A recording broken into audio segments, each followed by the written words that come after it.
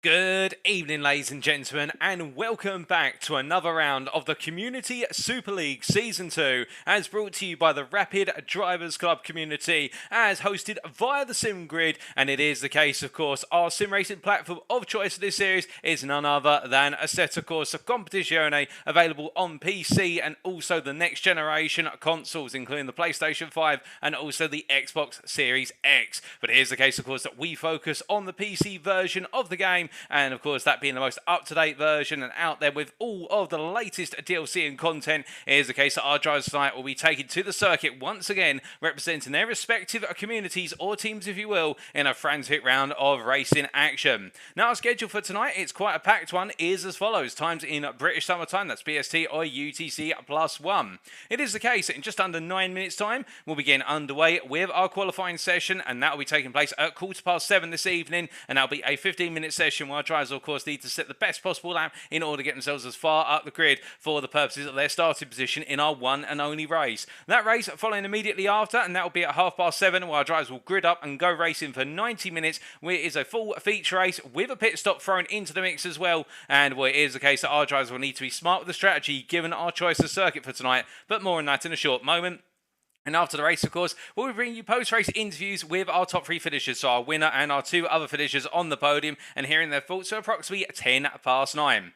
As for the broadcast itself, well, you can tune in via two media platforms for your viewing pleasure. It is the case that we're bringing this broadcast to you live on twitch.tv/TX141. Alternatively, if you go to youtube.com and type into the search bar TX141TX, alternatively Paul Walsh, you'll be able to tune in there. And who is Paul Walsh or TX141? Well, that is I, your host and commentator. My name's Paul Walsh, TX141 or Britain the Spit, depending on what media you follow me on, and I'll be bringing you all of your racing action, not just for tonight, but for all of the rounds of this series. But it is the case, as we do look over to the season calendar, well, last time out it was Donington Park in round number 2 back on the 23rd of July 2022, and it was the case that we saw our reigning champions and defending champions of the Salt Racing community really having to defend hard versus their opponents, and particularly from Wild Things Racing. And whilst it was Wild Things Racing's Harry Phillips who took the win in the end under slightly controversial circumstances, with there being contact between Phillips and also, if we remember correctly, Sir Foch, or Samir Foch as he's also known. It is the case in the end they settled things as gentlemen out on the circuit, great respect shown between them, and it was Harry Phillips who went on to take what was that result, and in the end it was one of those situations whereby it was the case that whilst Wild Things Racing did pick up that win, it wasn't to be in terms of the fact that we saw that the Salt Racing community really did extend their championship lead, with two of their drivers finishing on the podium, P2 and P3 respectively. That was Fisher and Foch, and it was the case they also had Karapinen finishing in the top 5, and let's not forget as well, they almost made it a 4 out of 4 within the top 10. And prior to that, in round 1 at Kyle Army, we did see it was the case that Salt Community Racing got themselves off to a flying start after Gert Fisher taking the win at the South African circuit. But today it is Bathurst. It is the case that we are at the Australian circuit for our third round on the 6th of August 2022, and it is the case that after today, and perhaps the most challenging circuit on the calendar today, and we'll talk more about the circuit specifically very shortly, it is the case that we'll be heading into the second half of the season 2 weeks from now on the 20th of August, and that will be in the French circuit of Paul Ricard, and indeed a circuit where it will be one of those situations where drivers will have to set up the car for their personal preference on the circuit rather than for the circuit itself, with Paul Ricard being one of the official GT World Challenge Balance of Performance pre-season circuits, and therefore there's no real way to set up a car to have the perfect setup for the circuit. It's more about your preference at Paul Ricard, and then we'll be heading to the United Kingdom once again for round number 5 on the 3rd of September at Alton Park, where overtaking may be very tricky given the narrow nature of the fast-flying British circuit, but Alton Park is sure to throw up some drama in the penultimate round before we conclude on the 17th of September at Watkins Glen, heading across what is the Atlantic Ocean to the United States of America, the state of New York, for really the revival place of road racing in America at the Glen in the state. And well, we will see how it all concludes there. But we've got a long way to go, and we're coming to the end of the first half of the season as of tonight. But going from the season ahead to the standings, it is the case that with drop scores in effect, of course, there being a drop score round, and we've only had 2 rounds, our drivers right now are only focused on their team's highest score, and it is the case that Salt Community Racing, they're leading on 352 points versus 309 points for SOP Motorsport. And the gap between the two teams has definitely widened, or it is the case you could argue that the gap between Salt Community Racing and the rest of the field has widened up to a margin now of what is 43 points, and that is because of the fact that Salt Community were able to get 3 out of 4 drives into the top 5 last time out at Donington Park and secured a huge pool of points, and nobody else was able to match that. Now, the points should be given, of course, to SOP Motorsport with their brilliant strategic performance at Kyalami in round number 1. It all fell apart at Donington Park. A very difficult day, but they'll be looking to bounce back tonight. And DC Sim Racing building on their season opener, which wasn't bad by any means, but now it's 286 points in that P3 position. And you can see Wild Things Racing not too far behind, 20 points behind in P4. The two teams have essentially been pursuing one another, and you can imagine that both DC Sim Racing and Wild Things Racing would love to be able to move into that P2 spot to be the main contender to chase down Salt Community Racing come the end of this round. But let's not count out Rapid Drivers Club, who had a rather dismal time at Kyalami, but they've had a slightly better run of form at Donington Park, and they're starting to build some momentum. And could they potentially take the fight to Wild Things Racing in particular tonight at Bathurst? Outside the top 5, but not to be forgotten about, Quantum Racing have now found themselves up into P6 with 187 points after a good run of form at Donington Park. RIP Racing Club, conversely, having a difficult day at the British circuit and relying on their 179 points attained at Kyalami. The Sim Racing Collective, the same. It was the case at last time out. A difficult day at Donington, and for them, 142 points still to their name, but they still do have a comfortable advantage over the Formula Racing League community in P9, with Half Fast Gaming there completing at the top 10 on 91 points, and then Box Motorsports yet to take part, sitting there in P11 on 0 points. But we look from the standings to the circuit itself, and it is the case. We are here today in Bathurst at the New South Wales County Circuit in Australia, and that is, of course, Mount Panorama, more informally known, or more commonly known, we should say, as Bathurst. You'll hear events such as the Bathurst 500, the Bathurst 1000, but it is the case that the Mount Panorama circuit, the reason it's named Mount Panorama, simply put, is because this circuit runs on the roads that lead up to and down from Mount Panorama in Australia. It is the case that we'll be racing over the top of a mountain, and in particular, when you look to the circuit map provided to us here by simracingwiki.com,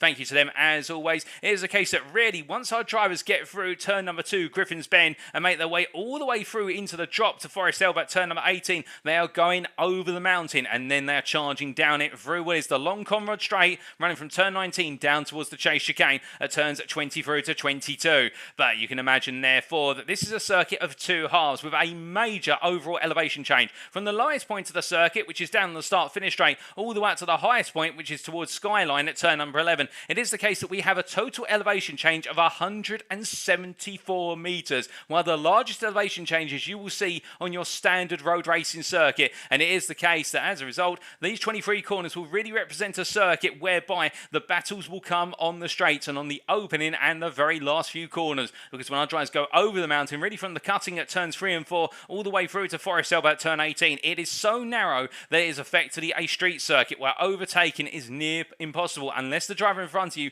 makes a huge mistake. If they make a huge mistake, it's just as likely as they're going to be into the walls as it is you're going to be able to find your way past. Indeed, it may be the case you have to be a little bit more cautious rather than trying to find your way on through. But this circuit is known as a street circuit because it is technically racing on street roads, but it does take a rather different pair of forms, with the mountainous section preventing overtaking and all be about being brave and closing up. And it's the run down from the mountain, down the Conrad Straight, and also from the start-finish straight and up towards what is Griffiths Bend at turn number 2. That's where we'll see the big moves happen. But as we do look to our rules here, in general, all participants, of course, are driving the BMW M4 GT3, the 2020 machine, and it is the case that this is a single driver series, just to re-clarify, where each driver's points scored contributes to their respective community. So when we talk about points, it will be the case that each driver will score points for their teams, and then we'll talk about the points each and every round like we have done so already in today's programme. In qualifying, drivers are permitted to use return to garage, RTG, whilst out on the circuit, so long as they do so in a safe manner. And in the race, there is one mandatory pit stop, which will require fuel to be added. Changing tyres is optional, and this must be done within a 30-minute pit window centred around the centre point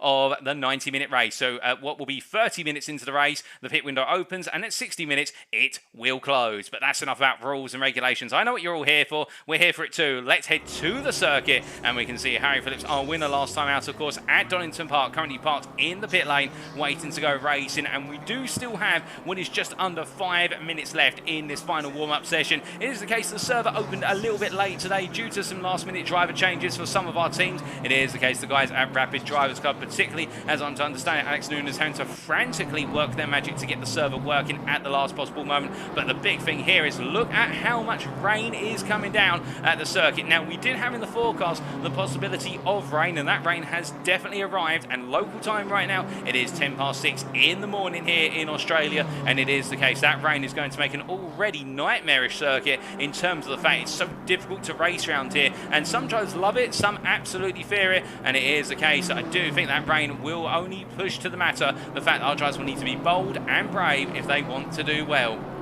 And as we do look into the chats, and if you are tuning in via Twitch or alternatively YouTube, do not be shy. Feel free to say hi if you've got the capacity to do so, because it is the case, of course, we can see the chat. And we say hello there to the official SOP Motorsport Esports TV YouTube channel there, saying sorry about that in reference to the driver listing changes. And SOP Motorsport bringing quite a number of different drivers here today. I think they've changed 2 or 3 drivers. It's almost an entire roster change for the purposes of heading out into the circuit today. So we'll have some new faces in SOP Motorsport colours, which is always great to see, but we do say hello to the guys at SOP Motorsport, and changing 3 drivers, of course, because of the Coach Dave Academy 1000. And well, for those who are uninitiated, it is the case that Coach Dave Academy running the major 1000 series. I do believe the season finale is today, or it started earlier today, and I think it's a 6-hour race at Monza unless I'm very much mistaken, and well, they are currently running that. So it is the case that a number of our communities here are running multiple races at the same time, and I do know that Wild Things Racing as well have got a team out there looking to take part.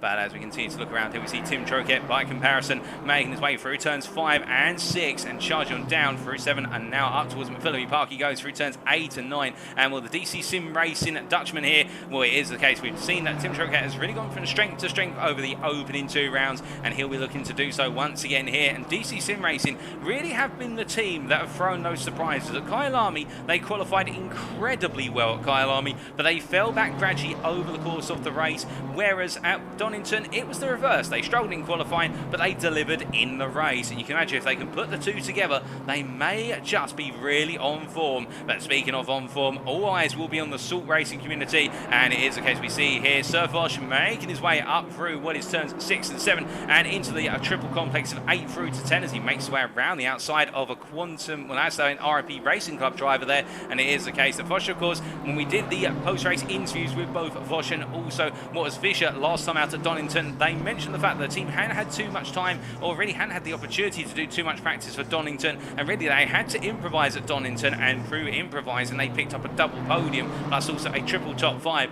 And you can imagine if they've had time to practice here today, could we potentially see a lockout on that podium from the Salt Community Racing team? We will find out in due course, but right now it is definitely looking as though they're coming on here strong. But with the rain conundrum and the fact that we can see in 10 minutes time it's due to stop raining, the circuit will start to dry up, and we've got an ambient temperature of only 9 degrees centigrade, and that translates into a track temperature as well. These conditions are going to be incredibly challenging, for the fact the track is going to evolve as time goes on. When the rain stops and it starts to dry up the circuit, it will be the case that our drivers will then be having to postulate the question, when do they go onto the racing slicks, when do they go onto that dry compound? And we saw at Kyalami as well in the qualifying session how it started off with some remnant rain after rain in the practice, but then as time went on in that qualifying session, really a lot of drivers actually opted to wait in the pits until the final 5 minutes before going out there and setting times on slicks. It was the case the circuit was drying up very quickly at Kyalami, and those lap times came in at the last possible moment, and it was a surprise pole position in the end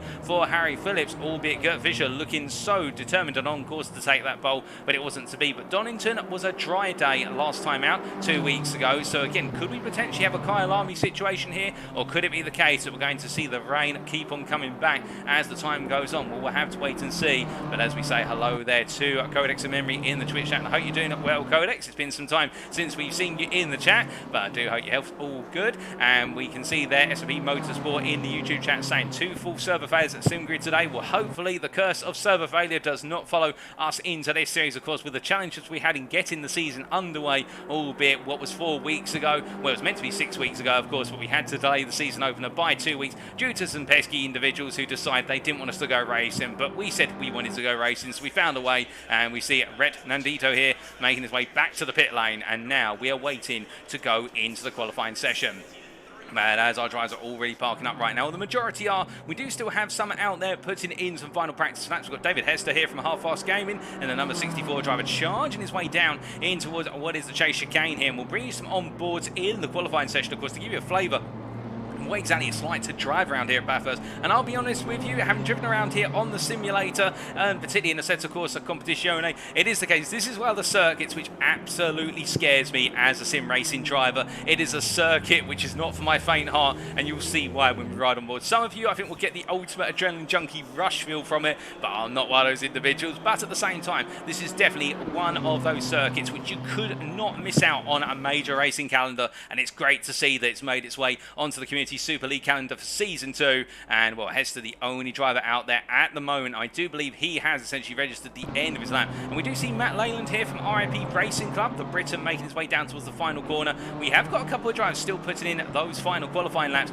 into, well, not those qualifying laps I should say, those final warm-up laps before qualifying, and it will be the case that very soon, as we see the rain has stopped, and therefore we are going to be entering that conundrum very soon in terms of how the drying circuit could really mix things up. And you can definitely see already as we jump to the pits, and it is the case Matt Leyland takes us into the pits. We haven't really got anybody else out there at the moment, I don't think, although we may have Frank Lucid, but everyone has now transitioned to the pit lane. It is time for us to go qualifying. We've got the green light, 15 minutes. Who is going to be on pole by the end? As we see somebody, they're getting quite the tank slap. That was one of the HFG, or the half-fast gaming machines, almost going into the wall there. That shows you how quickly they're trying to get out the pit lane and get into that qualifying session. But indeed, we have no rain on the radar for the next 30 minutes, but we have a lot of standing water on the circuit which will need to be run off, and that will be the challenge for all drivers, of course, in the fact that they will need to try and find that dry line, try and get that dry line to really hook together and build on that lap. And you can imagine, for the time being, some drivers may still be running out there on the wets because they won't feel as though they've got the confidence to transition to slicks. But when somebody transitions to slicks, if they see the lap time suddenly jump down in terms of that time value, then we may see a major jump of drivers who will return to garage in a safe manner. They'll pull off circuit somewhere. Well, they won't have too far to pull off circuit in terms of on the mountain. It will be the case there's very limited place unless they do it at Phillips Park, alternatively on the escape road at Skyline. But we'll see a lot of drivers then jump to the pit. They'll put a set of slicks on and then really have to do the dice roll, which is trying to avoid the water, but at the same time stay on the dry line and deliver those laps. As we see Kieran Sharp here from where's the Sim Racing Collective, or the team at TSRC, charging on through and up towards McPhillamy. As he comes on through here, and we see Codex Memory there, and appreciate the compliment, Codex, and I'm glad to hear you're doing as well as you usually can. And well, it is the case, enjoying the commentary. It is one of those cases right now. Kieran Sharp rolling his way down through what is into the dipper. They're coming out to Skyline into dipper, and a number of household names at the corners, and we'll take you through all those and more very soon. As we do see Juice Luna here making his way out of Forest Elbow, and right now, well, it is the case, the Quantum Racing Team driver, I do believe one of the lead drivers heading on the round, but not quite the lead driver in the qualifying pack. And in fact, that is Yoey Fissians here, as we see the DC Sim Racing driver making his way down towards the chase chicane, and as he does on that water that's still standing there, the Dutchman rolling his way on through, and as he exits the corners, he now heads down towards the final corner, and he's going to go into a lap. He's decided it's not time to pit for slicks. We ride on board here with Fissians as he takes us around for the first flying lap in this qualifying session at Bathurst.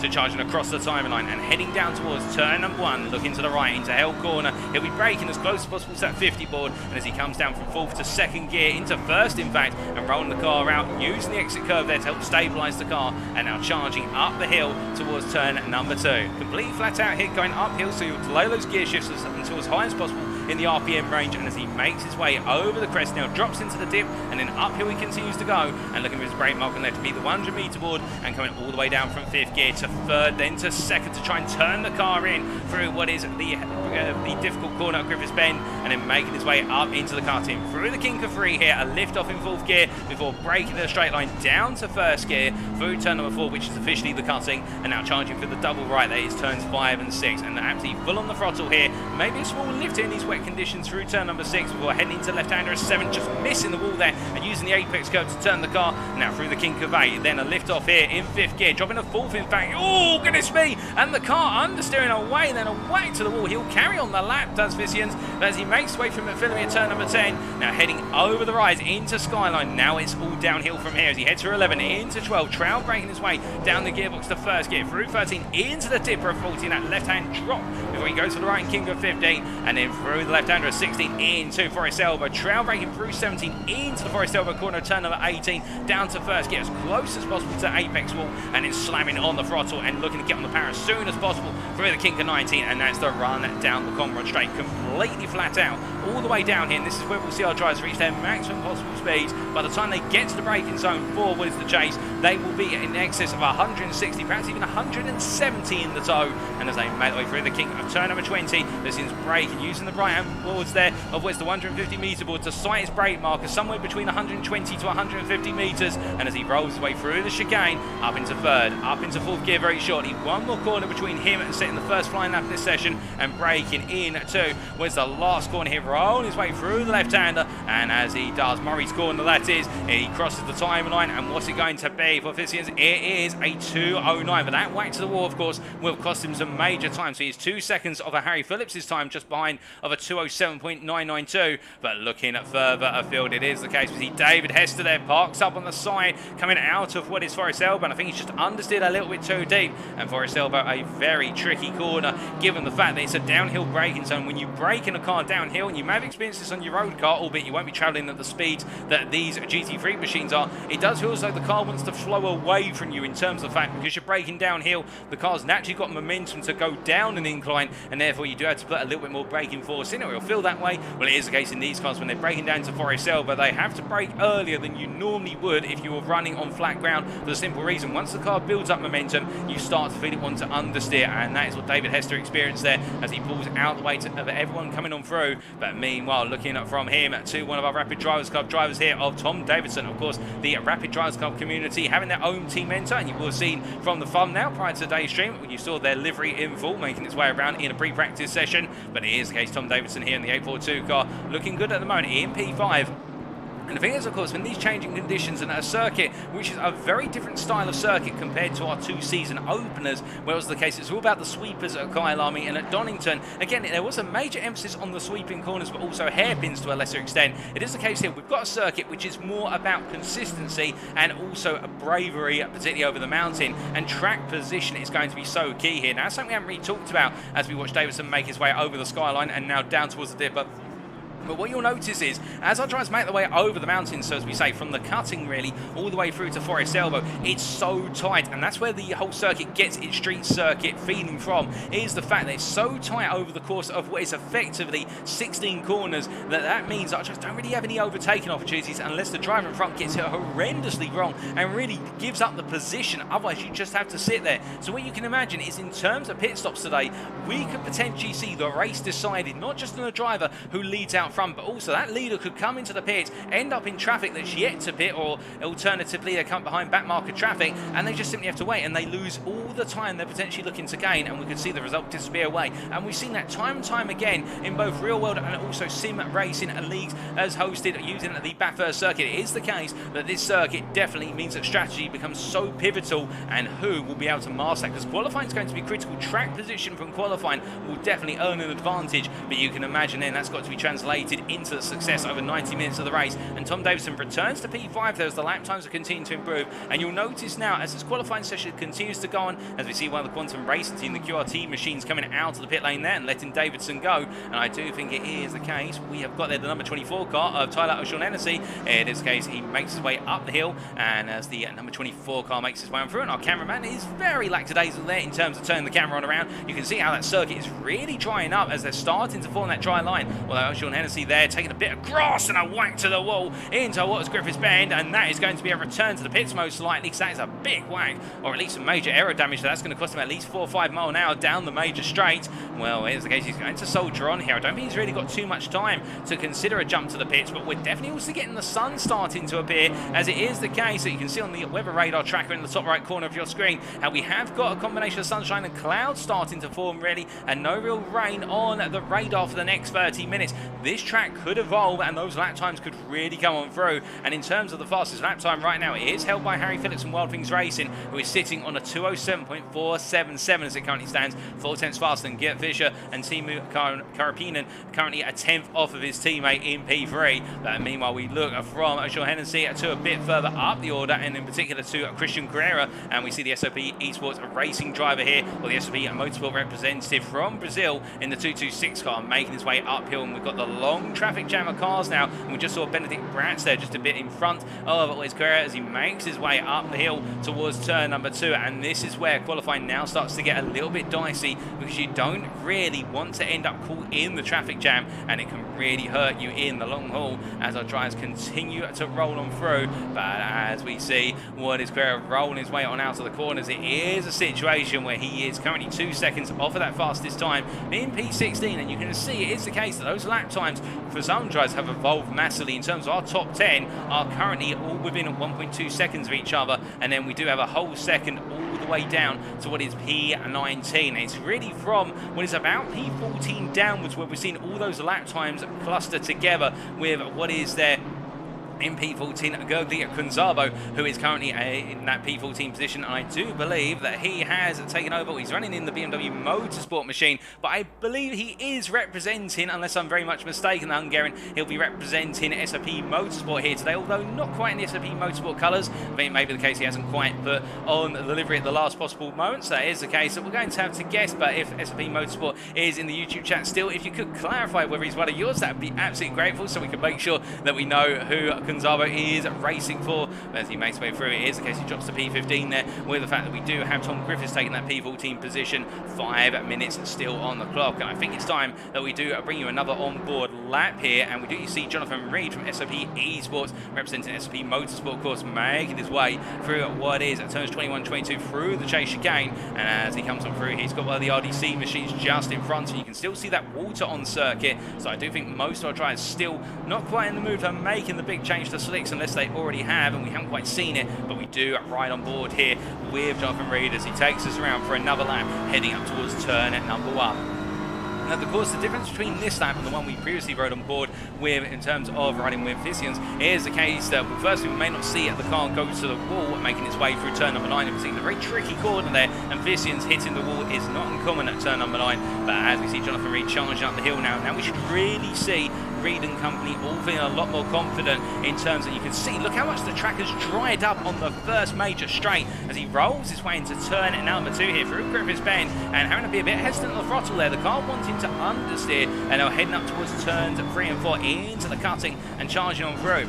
Now, you may be thinking at this point was quite a bit of understeer. Jonathan Reed actually really struggling to get the car to roll through the corner. And why is that in terms of the understeer that we're seeing on some of the cars? Well, the thing is, of course, when I try to set the car up for dry conditions, they want as much rotation as normally possible in the car. So they've normally got quite an unstable car by default, or a car that wants to rotate very heavily, whereas in the wet you want a car that is stable. So normally a car that invokes a little bit more stability and therefore understeer. But when you're in this boundary where we're starting to see the track dry up, in the case it is now going from wet to damp in terms of our track condition evaluator, and that's an automated system, it is the case that we'll see that continue to update every so often. Now, as the circuit is starting to dry, it is the case those setups which have favoured that stability in the wet will start to be punished in the fact that when I try to go through the corner, and you can see Jonathan Reed continuously over the mountain having to fight the front end of the car to get it to rotate, and that's costing him quite a bit of speed, and he's in fact 8 tenths down on his previous best right now. Reed really struggling in the drying circuit,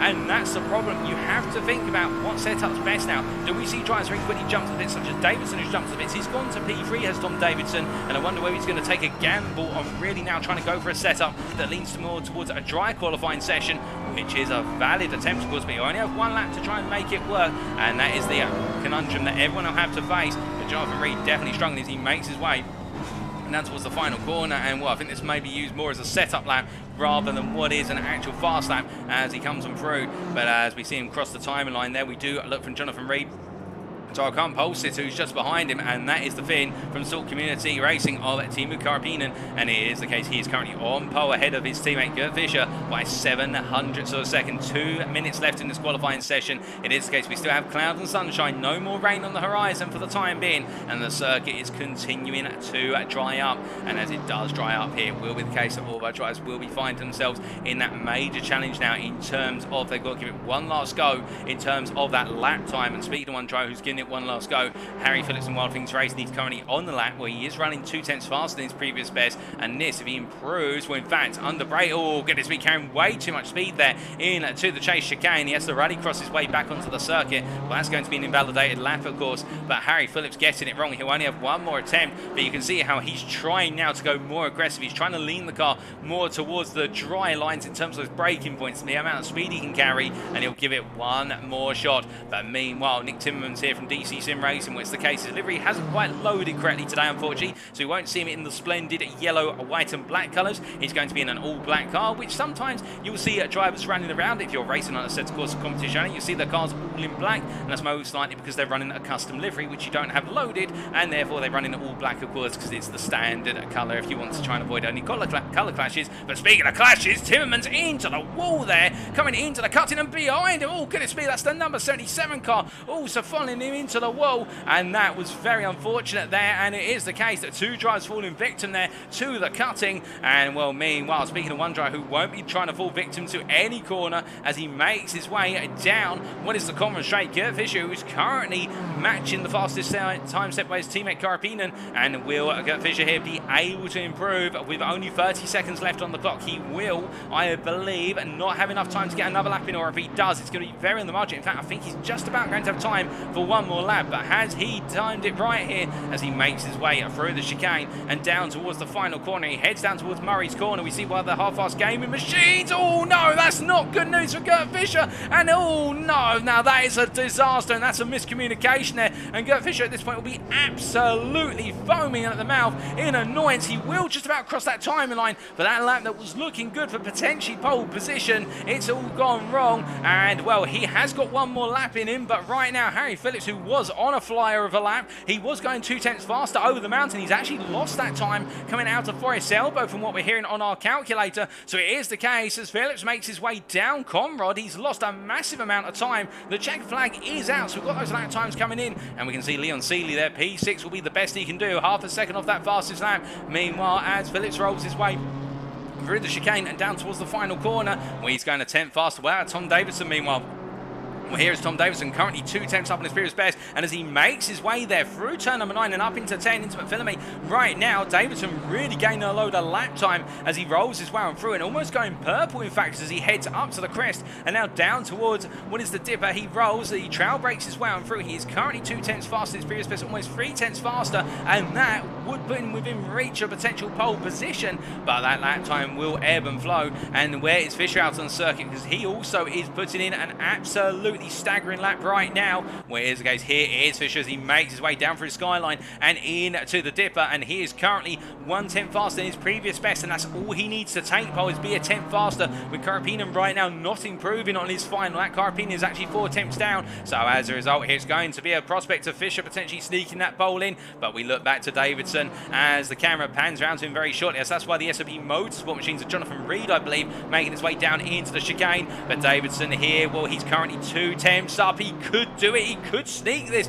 for Rapid Drivers Go. He's got one more corner to go. He's got a bit of a draft there off of what is the Salt driver in front of him. And as he makes way for the final corner, it's going to be so close for Davidson. He crosses the line. It's only P3 in the end by a tenth. And what about Fischer? Meanwhile, we lost it all in the end on the final corner, did Davidson. What can Gert Fischer do? He heads on down, and I think it is the case that Fischer is not improving anymore. He's made a mistake somewhere in the run out of Forest Elbow down towards what is the chase chicane. But as he comes to the line, well, Fischer's had a good exit, and it is Gert Fischer who takes pole with the final lap of the qualifying session. Goodness me, it is a front row lockout for Salt Racing Community. Gert Fischer on pole, and then Teemu Karppinen P2, Tom Davidson from Rapid Drivers Club P3, and Harry Phillips will make up the top 4 there in P4, with Sir Bosch behind in P5. It is looking to be another great day for Salt Community Racing, and well, now we wait to transition over to the grid for the purposes of the race. But that was very close at the end. And in terms of other big names, well, we see Christoph Samin there from what is DC Sim Racing International, really putting in a great great lap, putting in P6. He's half a second off, but to be fair, that is a good lap, and he's got his teammate Troquet on the road behind him, and Leon Seeley, and then the highest qualifying driver for SOP Motorsport in that P8 position. He will be pleased with that. And Kieran Sharp, well, here's the case, P9 there for Sharp, and Joey Fissians in the end. P10 was the best he can do, but I don't think he will complain too much at that, as now we head to the grid. It is time for us to take you through that grid for the purposes of our race today. So as we look from the front and take you down the order, it is the case. Taking pole position here, Gert Fischer lines up on the front row in pole for the Salt Racing Community, and the Dutchman is joined on that front row by his teammate Timo Karppinen from Finland. Close between them, only what was a couple of hundred separating the two of them. Then Tom Davidson from the Rapid Drivers Club, he starts P3 in a season best qualifying position. Can he convert that into a podium finish come then? Could even potentially snatch the win. He was looking very fast in qualifying, it must be said. Harry Phillips alongside him from World Things Racing from the United Kingdom starts P4 in his lowest qualifying position of the season, but to be fair, staying in the top 5 in all 3 qualifying sessions is a huge achievement. Keep your eyes on him as well, he's very strong in terms of strategy. Meanwhile, behind, starting off row number 3, we have Samir Foch, or Sir Foch as he's more commonly known, and he from the Salt Racing Community is joined by DC Sim Racing's Belgian driver of Christoph Samin with a season best qualifying performance in P6.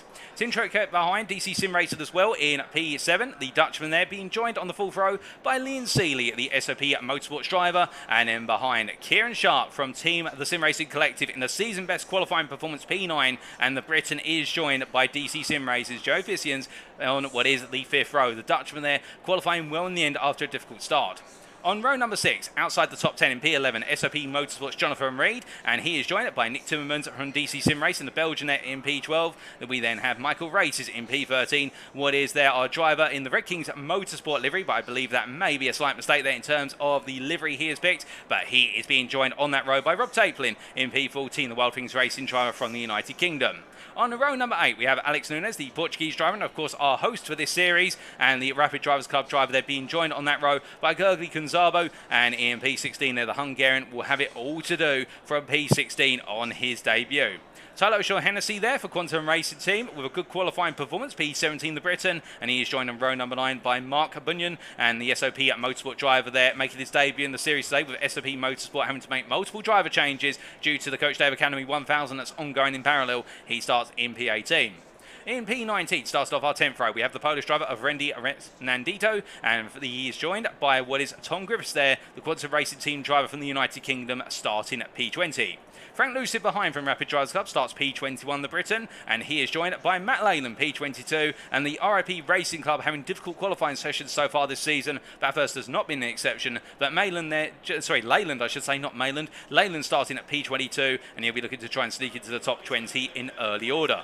We then have Christian Carrera there from SOP Motorsport. The Brazilian starts P23, joined on the 12th row by Benedict Bratt, the BMW Sim Racing driver there, starting that position. And I do believe that Bratt may be representing what is the Formula Racing League community. I'm not 100% sure on that, so don't quote me.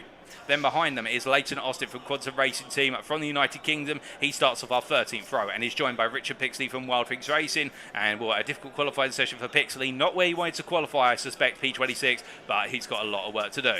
Ethan Strange starts off our 14th row for Team at the Sim Racing Collective. He starts in P27. The Briton being joined by Amir Kasatarash, and we can see here the Iranian driver here from Formula Racing League making his debut today, and I do apologise for butchering his name only a moment ago. He starts P28.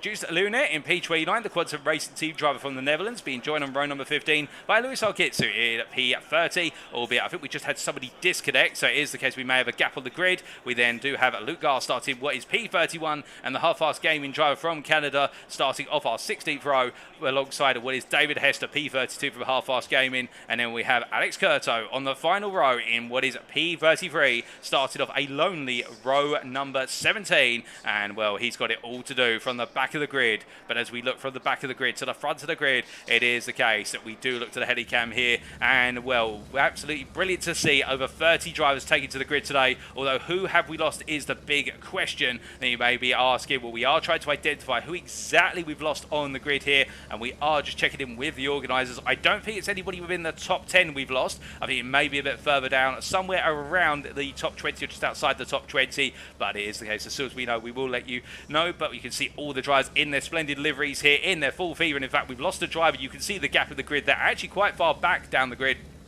But in the end, it is one of those cases whereby it's going to be 90 minutes of racing. We'll have a single rolling start formation lap. It will, of course, be a full lap of the circuit where everyone will be given the opportunity to warm up the car as best as possible. And we'll start off by having Gert Fischer lead the field away for the formation lap. And when they come around the next time around, it'll be the case that they'll go racing in a manual double file rolling start as led by the Salt Community Racing Team. Gert Fischer and Timo Karpinen on the front row. They've got a great opportunity here today to carry on where they left off at Donington Park with 3 drivers in the top 5 and almost all 4 drivers in the top 10. Can they make that a reality here today at Bathurst?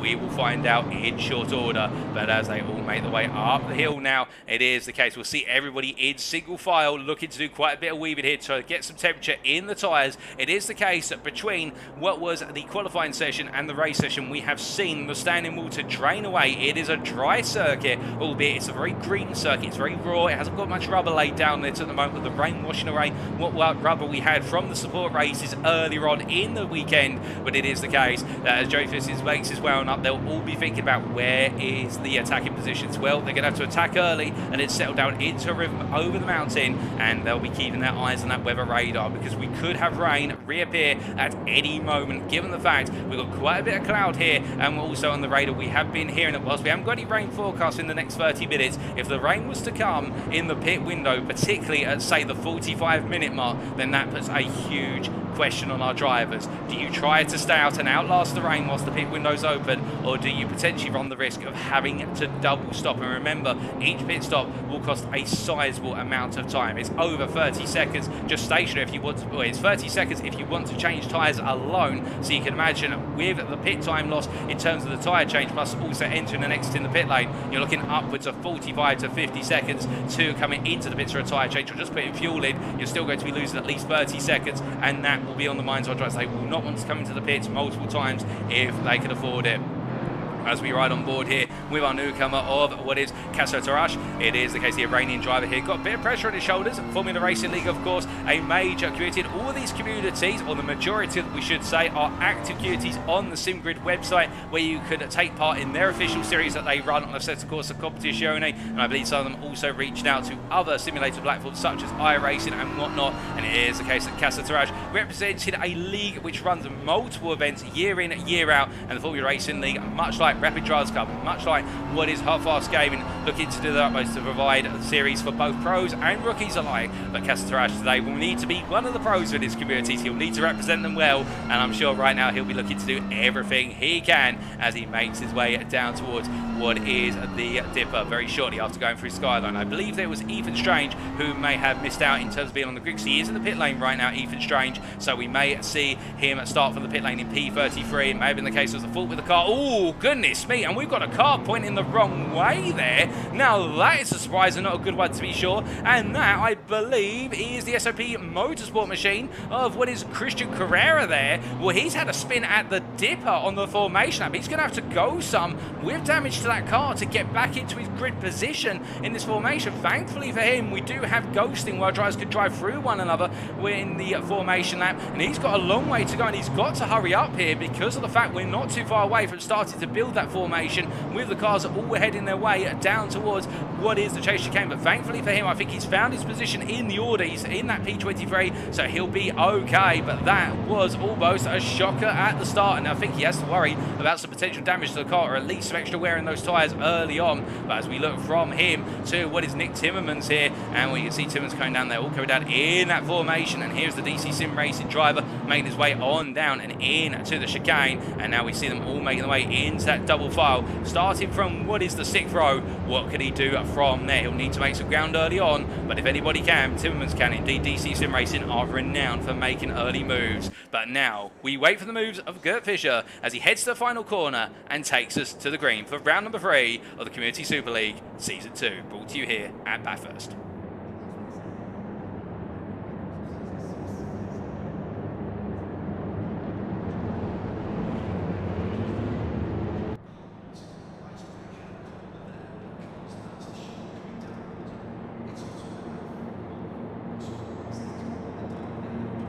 Green light. And it's lights out and away we go as Fisher gets the field underway. An immediate Carpino going on the offensive around the outside as we see there Tom Davidson having to defend on the inside versus Harry Phillips, who tries to go round the outside as all of our drivers make their way through the opening corner. Everyone seems to have safely made it through so far as they charge up the hill towards turn number 2, and no elbows really coming out at the moment. You can see Kieran Sharp there right in the thick of it for Team Sim Racing Collective as they make their way down towards turn number 2, or up towards it I should say, but meanwhile towards the front of the camera you can see it is the case. We have got some moves coming on here as they all roll their way on through the right-hander at 2 and up towards 3-4 they go, and as they do I believe Carpino has found his way past Fisher. They've changed places as they charge up into the cut-in for the first time. Asking to see Samin here holding onto that position, onto that P6 ahead of his colleagues behind, and really acts as a little bit of a cork in the bottle here, but everyone has safely made it on through. We've got a drive-through penalty for Retnandito there for starting out of position in the formation lap, and that is unfortunate for Retnandito here. I'll have to serve that within 2-3 laps, but so far everybody has made it through safe and sound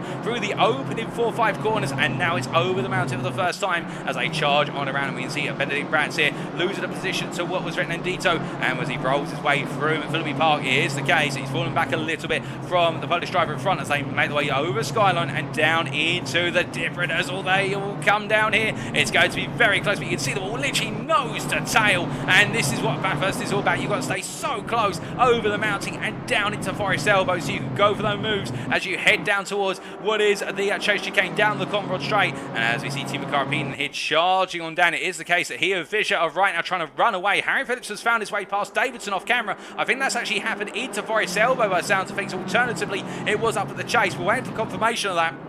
Harry Phillips has found his way up into P3, and right now Tom Davidson's got it all to do. As meanwhile Joe Fissiers has had a slight off track coming into the chase chicane. He just put a wheel on the grass on the braking but got the car collected together, but it is the case he's held on to P9 for the time being as they all roll the way through turn number 23 and come to the end of the first flying lap in this race. But you see there it's the case Troket getting it wrong. Troket getting a load of oversteer on corner exit. He's going to lose 2 places here. He'll lose out to his teammate, and now he's got to try and battle with Kieran Sharp, who tries to go around the outside, and whilst we can see them in a distant camera shot there, that's Sharp who's trying to still carry the momentum through. Sharp's not giving this one up here, and I think Kieran Sharp could be on for the move in the run up the hill as they charge on through, and as they do, it is the case. It is going to be the long run up, and our cameraman struggling to keep up, and then you can see behind Sharp, that's Michael Races, and Races is coming through as well. He's got to look around the outside here into Griffiths Bend, but Races cannot get it done, and instead has to wait for that opportunity. But we ride on board here with Michael Races, who finds himself battling for that P9 position as they roll the way into the cut-in for the second time of asking.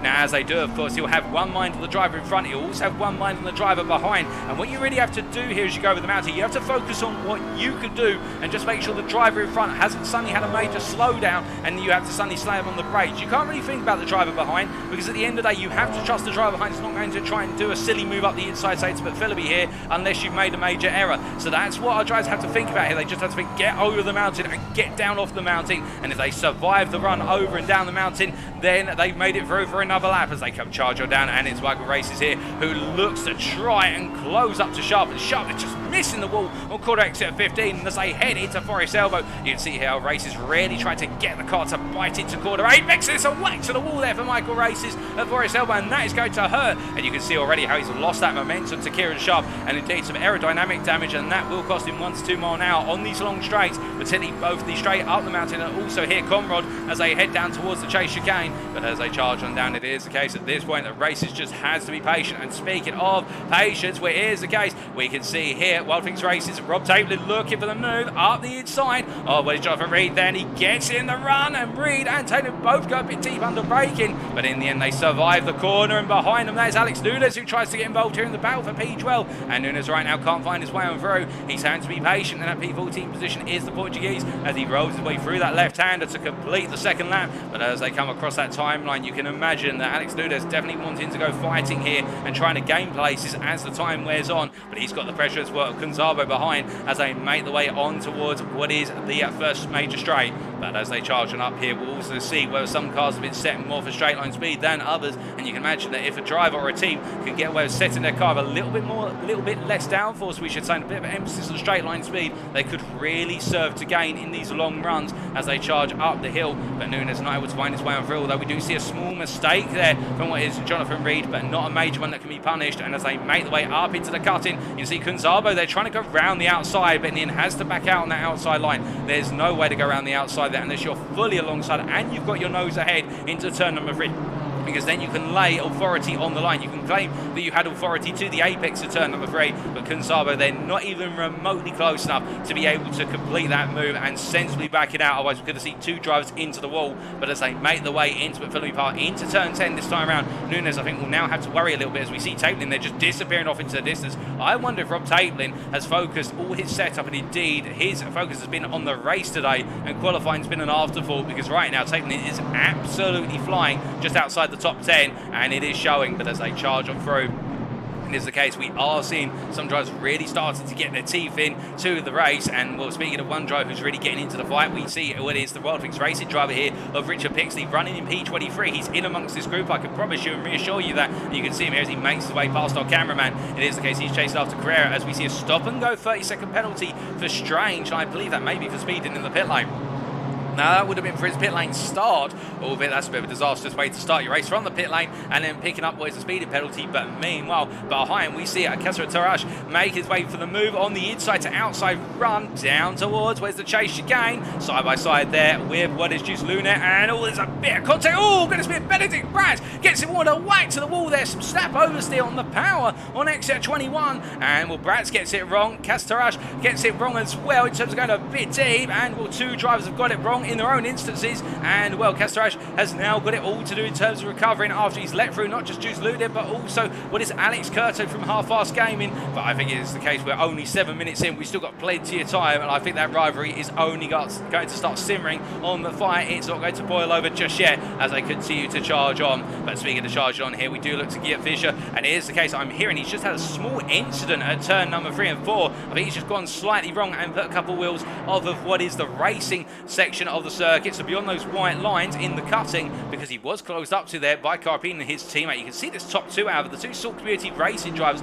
just really trying to run away with proceedings right now. And I think for them, what they're trying to do, I think they may have optimized their strategy around they've got to go for it through the risk of rain. I don't think they will want to essentially be close to the rest of the field in case they have to double stop here today, and they're worried about that. So I think what they're trying to do is just gap as much of the field as possible, as early as possible, and then change the strategies accordingly. But look at that, both of them there getting major oversteer on corner exit for Forest. We're both just having to dodge the wall, and that shows you how hard they're pushing. Meanwhile, Harry Phillips, by comparison, as we see all the pack behind coming through, nowhere near on the pace right now. It's the case our top 2 are lapping in the 201s, the high 201s, whereas everybody else is in the mid 202s or higher at the moment, and that shows you the delta pace. And I think Harry Phillips today may have gone for more fuel in the car, perhaps to give the car longevity given that risk of rain, as we can see the time marks there from Bratz, only a lap ago, still fresh in the tarmac as they make the way down towards the final corner. But as they do, we can see here it's Kieran Sharp battling inside to outside versus Fissians here for what is P8, and Fissians I think has held us a position for the time in,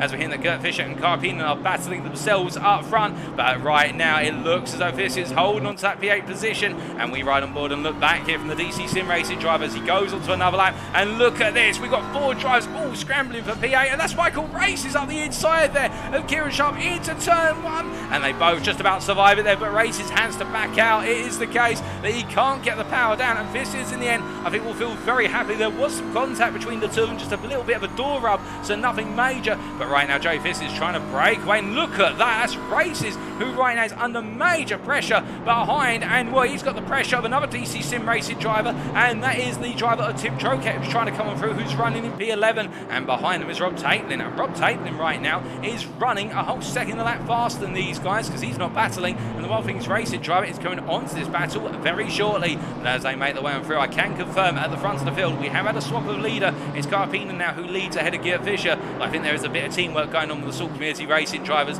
and they're both just trying to settle on him. Now, as they come charge on through, of course, with each lap that is completed, we are seeing rubber being laid down, so I wouldn't be surprised if the track condition gets upgraded from green to what is fast and into optimum as the race goes on, and so long as we don't have rain, of course. The ambient temperature has not really gone anywhere. It's still staying at 9 degrees centigrade as it currently stands, and the track temperature as well. We've got a light wind here at Mount Panorama, so it is the case that it's rather stable conditions at the moment, albeit cold conditions, so I wonder if some drivers are struggling with cold tyres right now, or those cold brakes, and therefore they're just having to really fight with the car to wrestle it through each and every lap. Well, regardless, it is the case we are seeing some battles really form, and Michael Races once again now finds himself in the position to hound down the Sim Racing Collective's Kieran Sharp as they make the way down the Conrad Straight and into the chase. And will he look for the move this time, or will he play patient? I think he's going to have to play patient here as they head down into the braking zone. There's no way through currently. But speaking of drivers who are trying to find the way on through, we look a little bit further up to what is our P6 driver here, Christoph Samin, and you can see in front he has got Sir Foch in front of Samir Foch. And as they make the way through that final corner, it is the case that we can see the Belgian driver here caught between a rock and a hard place, wanting to get past the Salt Community Racing driver, but at the same time having to worry about Leon Seeley. And we haven't really talked about Leon Seeley, and I do believe that Leon Seeley hails from Ireland unless I'm mistaken, but it is the case the SOP Motorsport driver here really trying to put some pressure on and also running this pack. Now this gives him two options effectively for Seeley. If he feels though the drivers in front of him are running a good pace, and he can afford to back off a little bit, but speaking of not backing off, that is Samuel Foch under pressure from what is there, Christoph Samin, and as they make the way through the corner, it is the case Samin's gone deep, and that's a mistake there. It is the case on cold tyres on a cold circuit. It is one of those situations which is how broke himself very slightly. The grip is just not there for Christoph Samin. And when I say cold tyres, those tyres will be warmer than how they were at the start of the race, but I do suspect he hasn't quite got enough temperature in them to be able to make such a bold move, and there's not enough rubber down on the circuit to give the car that adhesion, that ability to grip as he needed to, and he's lost the place there for trying to be bold and go around the outside of Griffiths. And where it's the case that Foch definitely showing a good defensive nuance here in some rather cool conditions as they make the way into Skyline, but as they do, we see it is the case that Harry Phillips moves up into P2 and oh goodness me, and that is Gert Fischer who's pointing the wrong way. What on earth has happened to the Dutchman? We take a look back.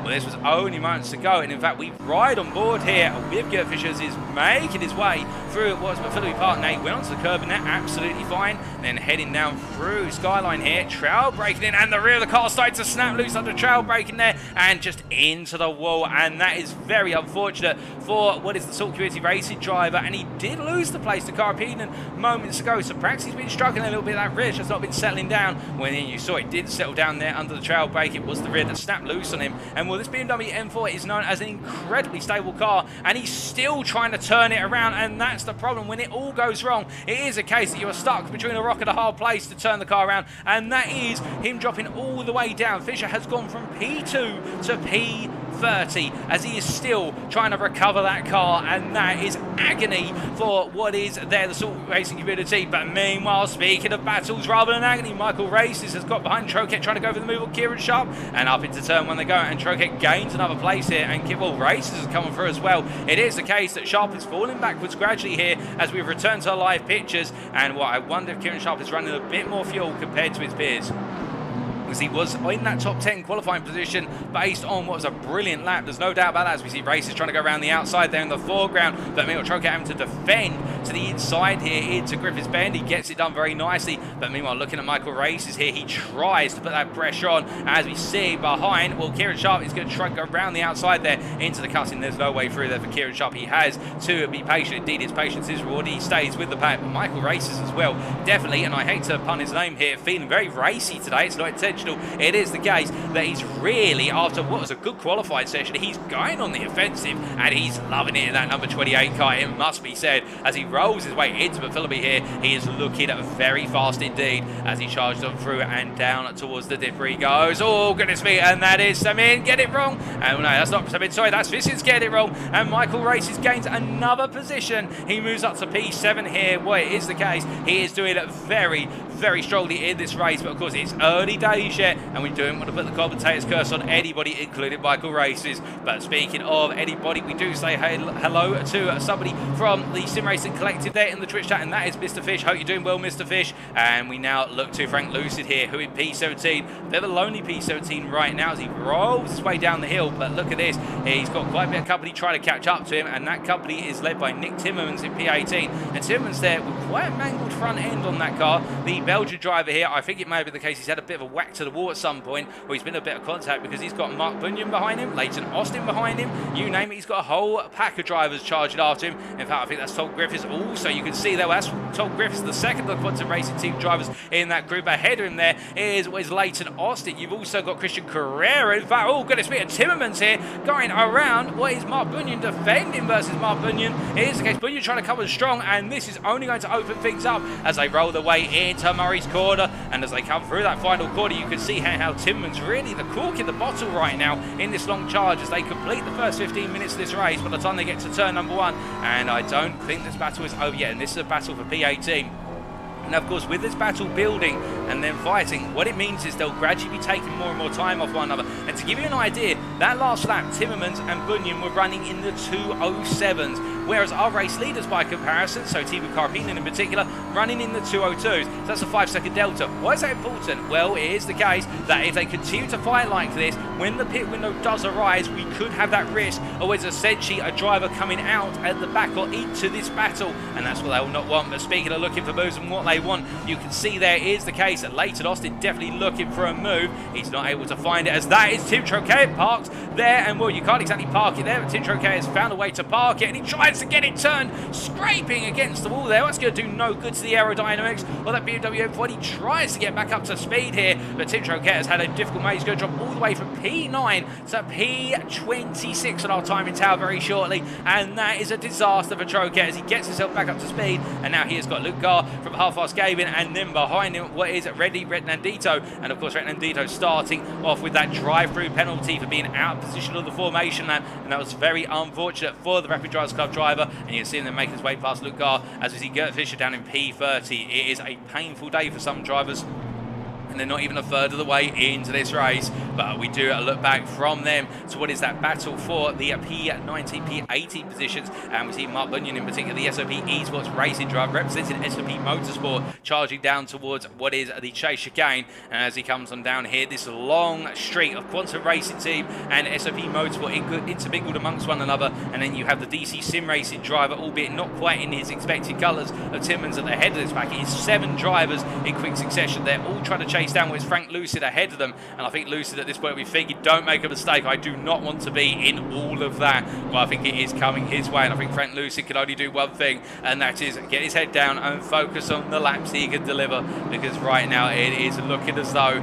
this battle is going to also draw P16 into its clutches in short order. And on that last lap, Timmermans a 205.86, Lucid a 206.44. It is definitely going the way where Frank Lucid is falling towards this battle very shortly. But in terms of battles elsewhere on circuit, what we see, it is the case that Timmermans here having to go defensive versus Mark Bunyan, and as they make their way here towards turn number 2, but he's going to go around the outside. He's got the grip, and as a result, he's going to get the move done. Brave stuff there from Bunyan, and Leighton Austin follows on through as well as Timmermans there goes defensive, but I don't think he's really got a defense other than trying to hold that inside line. And Leighton Austin from Quantum Racing Team moves up as well into P18, and we can see there the track condition has evolved to fast. It is the case that grip is now starting to build out there. Track temperature still 9 degrees centigrade, but our drivers are now going to feel that the track is a bit more responsive to the car, and therefore they've got the ability to be a bit bolder on the brakes, a bit bolder with the turn-ins. And as they roll the way through at Phillips this time, it is the case we were going to talk about other battles on the circuit. This is the closest major battle out there, and Timmons right now with, I think, some damage on the car. That damage is definitely being felt because Timmons is falling backwards here lap after lap. It is not going his way, and now he's got Tom Griffiths who says, I want to come on through as well. I want to do what my teammate Leighton Austin could do, and that is gain a position on you as they roll the way through Forest Elbow. And you can see there Timmons going very deep into the corner, and I would not be surprised if Griffiths tries to get the run all the way down towards what is the chase. Whereas he gets to the throttle here, it is, as you can see, look how much he's gaining already. Timmons has definitely got a major problem in terms of straight line speed, because he has just not got any speed by comparison as they make the way on down. You can see that delta, that's about 3-4 miles an hour. And as they head on down, of course, it is the case that Griffiths did have the better run out of Forest Elbow. We can't deny that. But I think Timmerman's there definitely with a straight line speed issue. And as they make the way out of the chicane, it's Griffiths who gains P19. And Timmermans now has to worry about Christian Carrera from S&P Motorsport trying to do the same. But meanwhile, we look from them to a little bit further up the order. In fact, we look to Bunyan versus what is Leighton Austin. Austin up the inside here on the exit of what was Murray's Corner into Hell Corner. And it is the case he gets the move done for P17 and Bunyan drops the place. But I don't think he'll object too much to that. I think he's playing the patience game here, which is okay. That's fine, so long as we don't fall backwards to what is Leighton Austin behind. We'll say not Leighton Austin behind, I should say Tom Griffiths behind. And as they make the way up towards turn number 2, it is the case that Bunyan now will have to play the pursuer rather than the pursued. But as they roll their way into the right-hander, it is the case we look from them to what is our race leader, Carapina. And you can see right now the Salt Community Racing driver here in a little bit of a world of his own, the Fid, the number 817 driver, as he makes his way down the Conference train. I think he'll be missing what is Geert Fischer, who had that major spin, of course, going into the dipper, and that spin seeing him essentially stuck there, much like, say, what is a massive shipping, a shipping container ship, such as what is the Evergreen ship that got stuck, of course, in that canal, the infamous moment, and was much memed on. And it is the case, I think there may be some memes regarding Geert Fischer getting stuck there later on this evening. Well, let's not try to make too much of a joke out of it, folks. You have to feel for him. It did go very wrong indeed. And, well, I can tell you, I haven't been there myself. When you get stuck between a very narrow section of the circuit, it's the most frustrating and awkward feeling imaginable. But Carfeenan not feeling that at all as he makes his way across that timeline. And as he does, meanwhile, Harry Phillips in P2. Well, the lap times are still going Carfeenan's way. And Carfeenan, that last lap, was a tenth of a second faster compared to Harry Phillips. And I think Harry Phillips at this point just settling into a rhythm and looking to focus more on the strategy now. But conversely, we can see here it is the case that Liam Seeley continuing to chase after Foch, and behind him he does have Samin, and these three have been nose to tail for a sizable amount of time now. There's not really been any change between them. We're not seeing too much in terms of lap time differentials either. It does look as though the three of them have also settled into what is effectively a mutual rhythm where they're all just running together right now. And I think waiting to see if one of them makes a mistake, whether one of them decides to pit early, albeit the pit window will open in just under 9 minutes time, and then we'll start to see who dashes and who doesn't. But speaking of dashing into P7, Joey Fissons here gains the place of Michael Races. How did he get it done? Of course, let's find out.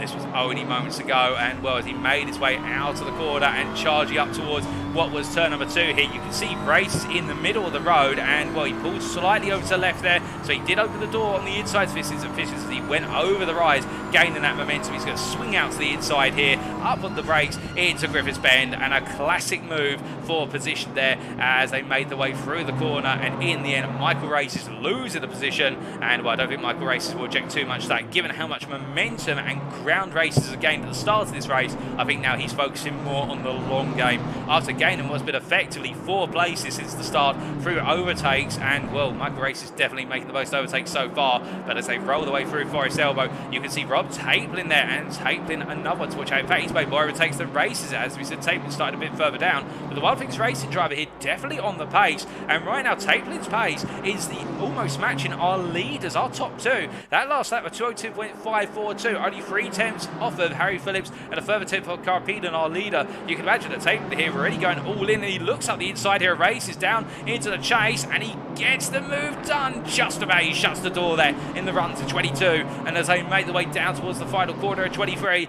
it is the case that Rob Taplin takes another position. He checks off another name as he makes his way onto another lap very shortly, but as he rolls his way on through, I'm hearing that we have got a car spun somewhere on circuit. It's the number 997 car, and here is Tim Troket. Well, he was there, and well, he's had something go very wrong at what was McPhilly Park Bend. We take a look back. As he's making his way through turn number 9 here, so it's looking composed at the moment, but as he came into McPhilly, oh goodness me, that was a whack to the apex curb there, oh my lord, and well, whoever's in that BMW there, absolutely dodging what could have been a nightmare, and I think that was Zabo, who managed to dodge the wayward car of what was our driver, Tim Troket there, and that could have gone horrifically in the other direction. But Troket, in terms of what happened there, for those wondering, as he went into the apex of Phillips, he hit the apex curve head on, and it raised the front left tyre and caused the car to kick round. And those curves up on the mountain are very high. They don't look it from our cameras, but I can tell you it is the case that if you hit one of those head on with a tyre, it will destabilise the car very quickly. Even if you've got the car set up to ride on curves, there's no way about it. You can actually see it the perspective where the camera drops quite low, even in these final couple of corners, or indeed this final corner here, that apex curve very high, and that is exactly what has happened to Troket. It's just if he hit the curb and the car has gone around. But speaking of going around and gaining places, or trying to, we look to our P25 driver here of Richard Pixley, who right now is stuck behind Cassatarash, and well, Cassatarash, they're having a bit of a difficult run out of the cutting. There's not really a move here for Pixley. Surely he's not going to go outside, around the outside, we should say, of turns 5 and 6 to the inside of 7. Now that would be very brave, and that would be contender for move of the season. But Pixley definitely trying to deliver here as they roll their way through turn number 9 and up into 10, but he's lost a bit of momentum where he did take that look at the potential move, and I think Cassatarash here now starting to focus a little bit more on Lewis Argitsu at the head of this group, and Argitsu from a half-fast game in, the American driver here, who we ride on board with and look back this Rob, has been holding Cassatarash at bay for some time, the Formula Racing League driver, but as they make the way into Forest Elbow, you can see how Argitsu really having to fight with getting the car to move over to that racing line for Forest Elbow to get it over to what from his perspective is the right-hand side, from our camera's perspective the left-hand side, because we're looking backwards of course, and as he rolls his way now down the Conrod Straight, you can see Argitsu really has set this car up for straight lines, because look at the speed differential here as they make the way on down, and only now when they get towards the kink of turn 20, when they officially go into the chase, that is where Cassatarash is gaining in the toe, and that shows you the difference in the cars here, where half-fast gaming have managed to find a way to give this car a bit more speed down the straight by taking some of the aero off, and it is keeping him nice and safe when he needs it to. But as they make their way into what is Murray's Bend here, there's no way through right now for Cassatarash, but Richard Pixley's gone for a spin. I think it's the case, he's put a wheel onto the grass there, and it's just gone wrong for Richard Pixley when he went on the offensive, and he was looking very daring, but he's dropped down to P26 as he crosses the timeline and goes on to lap number 13. But we look from him back up to our P4 battle, and we can see it is the case of Foch here currently leading this group, but we do see how Samin has fallen backwards a little bit in P6. He had a bit of a moment earlier on in this lap, so now it's a two-way fight, and Liam Seeley staying in the attacking position in that P5 as they roll the way down towards Forest Elbow. But as they come on down, only 4 minutes left. Our weather radar is showing that we haven't got any rain expected in the next half an hour. Well, with that, you can imagine that some drivers may be imagining that no rain is going to fall within the pit window, and well, with that and the fact that our weather has not proven to be too variable so far, albeit it is the case we had rain in practice and we had rain in practice, we had a damp track in qualifying,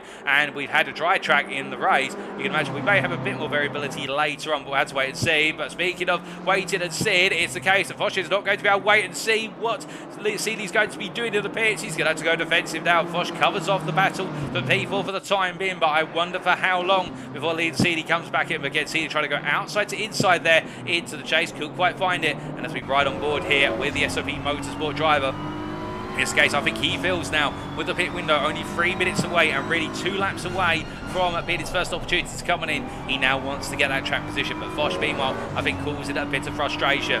Now, of course, what can Foch do in this situation to help his teammate, particularly Carapinen up in front? Well, he can go defensively to hold his own position, and for the team, really start to open up what is effectively a leader's gap. Now, he's going to be opening up for Carapinen. Carapinen's not likely to come out ahead of Foch if he was to make his pit stop as soon as the window opens, but what it would effectively mean is there's no potential opportunity for, say, Seeley Samin behind to jump over Carapinen, depending on how the strategies are. So that's the team factor as well here. You can imagine that some teammates a bit further down may try to go a bit defensive here with their under pressure to cost. They'll cost themselves some time, no doubt about that, but also cost other drivers behind them time in order to open up gaps for their teammates who are further up there in terms of gaps in the field. So that is a conundrum. We'll have to see how that plays out. But Liam Seeley here definitely on the offensive as we continue to ride on board. It's almost like a roller coaster, it must be said, as he makes his way through and Phillips right on the offensive. You can see Foch very composed by comparison, only using curve where he needs to. Seeley, meanwhile, is literally ravaging those curves, and as they make their way into Seeley really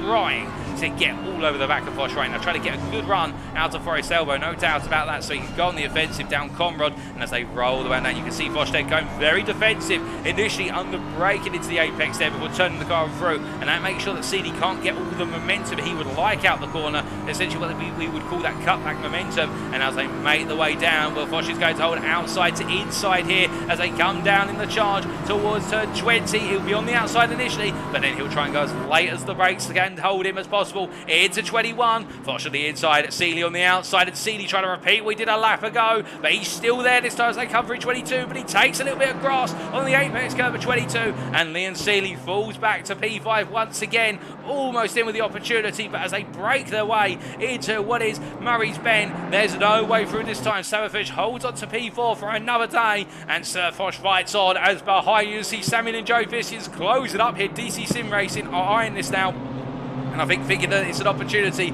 for them to get into the fight for P4, P5, and we can see track temperature and ambient has now moved up a degree centigrade. It is now 10 degrees, but we're not seeing too much track evolution here as time wears on, and we're almost a third of the way in, almost 30 minutes complete, and now Liam Seeley has to worry about the fact that he's got Christoph Samin already looking for a move there, but the DC Sim Racing driver does not go for it at this time. He's going to have to wait until a little bit later as they make the way up towards turns 3 and 4.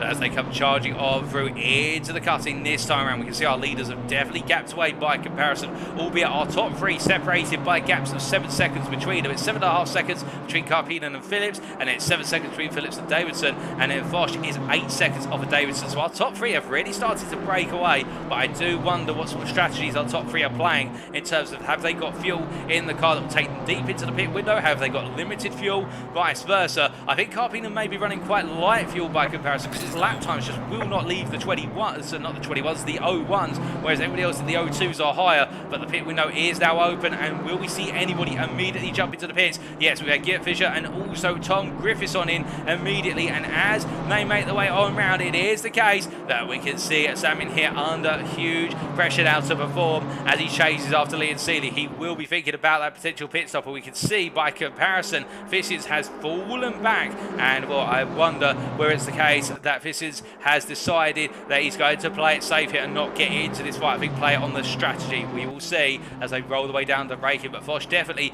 right now proving to be a very difficult cork to pull out of the bottle in terms of battling, and that's exactly what he wants to be. And as he peels his way to the left, it is the case he goes to fence. I think he was trying to fake coming into the pits there. He doesn't do so, and Liam Seeley will have to stay behind him once again. As they make the way on through, we do look from these guys to a little bit further down, and particularly to Alex Nunes in P9, and what our Rapid Drivers Club driver here, the Portuguese, in that P9 position, chasing after Rob Taplin, and Michael Races behind it. In fact, Nunes has found his way past Races, and I think Michael Races has started to fall back after what was a very fast start, and we can see our track condition has just been upgraded from fast to optimum, so the track is now in its best in terms of the grip available to our drivers, the rubber that's been laid down, and they will look to exploit it as much as possible here. Now we'll really start to see those lap times creep downwards, as we can see that Alex Lewis pushing on up into turn number 2, and as he rolls his way through the right-hander here, it is the case that Nunes doing everything within his power to try and put that pressure on Taplin, but Taplin does seem to be breaking away. Conversely, Kieran Sharp also now looking for that opportunity to find his way past Races. He was, of course, passed by Races earlier on, but it wasn't to be the case that Races was going to break away forever. Kieran Sharp now coming back, and I think Michael Races, after what was a huge spurt of momentum, something has fallen away. Alternatively, the car's just not there at the moment in terms of its condition, and now he is falling backwards towards all the drivers who he previously made quick work of. But as they come off, you can see Geert Fisher behind, making its way through what is Phillips Park, and as they head up towards what is Skyline and down all the way into the Dipper, I think Geert Fisher is going to have to worry about the fact that there is no way through right now for him as they make the way all the way down towards what is the Forest Elbow corner. But Jonathan Reed, by comparison, will look to try and close up to this group as soon as possible. The SOP Motorsport driver will push on, but what can he do from there? We will see about that. Meanwhile, we look from P12 all the way up to our leader here, and well, it is the case as the sun is rising gradually over the horizon. They're absolutely beautiful to see the sun coming up gradually. It is the case that Carrera right now does not pit this time around. Do we see anybody coming into the pits? Well, we've got Juice Luna and also Nick Timmermans coming on in. So in this case, we've got a couple more pit stops now. So you may be asking at this point, how can we tell if a driver has cleared their mandatory pit stop or not? Well, you can see between the driver door number on the timing tower on the left-hand side of your screen and what is there. We'll cut to that in a moment, ladies and gentlemen, because Leon Seeley right now having to go defensive versus Christoph Samin for P5. And, well, Leon Seeley holds on this time around. But just as we interrupted our fold, it is the case you can see between the driver's door number and their time delta to the driver in front of them, you do have an orange box with a 1 in it, and that signifies 1 pit stop remaining. It'll be green when they've cleared it. But speaking of trying to clear, it is the case. Then we see Samin up the inside and Leon Seeley into turn number 2. And, well, Christoph Samin gains the place there, and Seeley does not defend it too hard. I think he may be thinking about coming into the pits at the end of this lap, and in fact he lifts off there and lets Joey Fissians on through. And I think definitely Leon Seeley now thinking about the bigger picture rather than fighting and losing time to these three, or losing time to Foch in particular. Instead, he's backing the car off and looking to instead deliver through the pit strategy. But will he be able to do it? We will soon find out as he rolls his way on through. In this case, we've got Kieran Sharp into the pit lane. He's come on in. But meanwhile, we have here Randy Renandito, who has just found his way past Luis Arguitsu.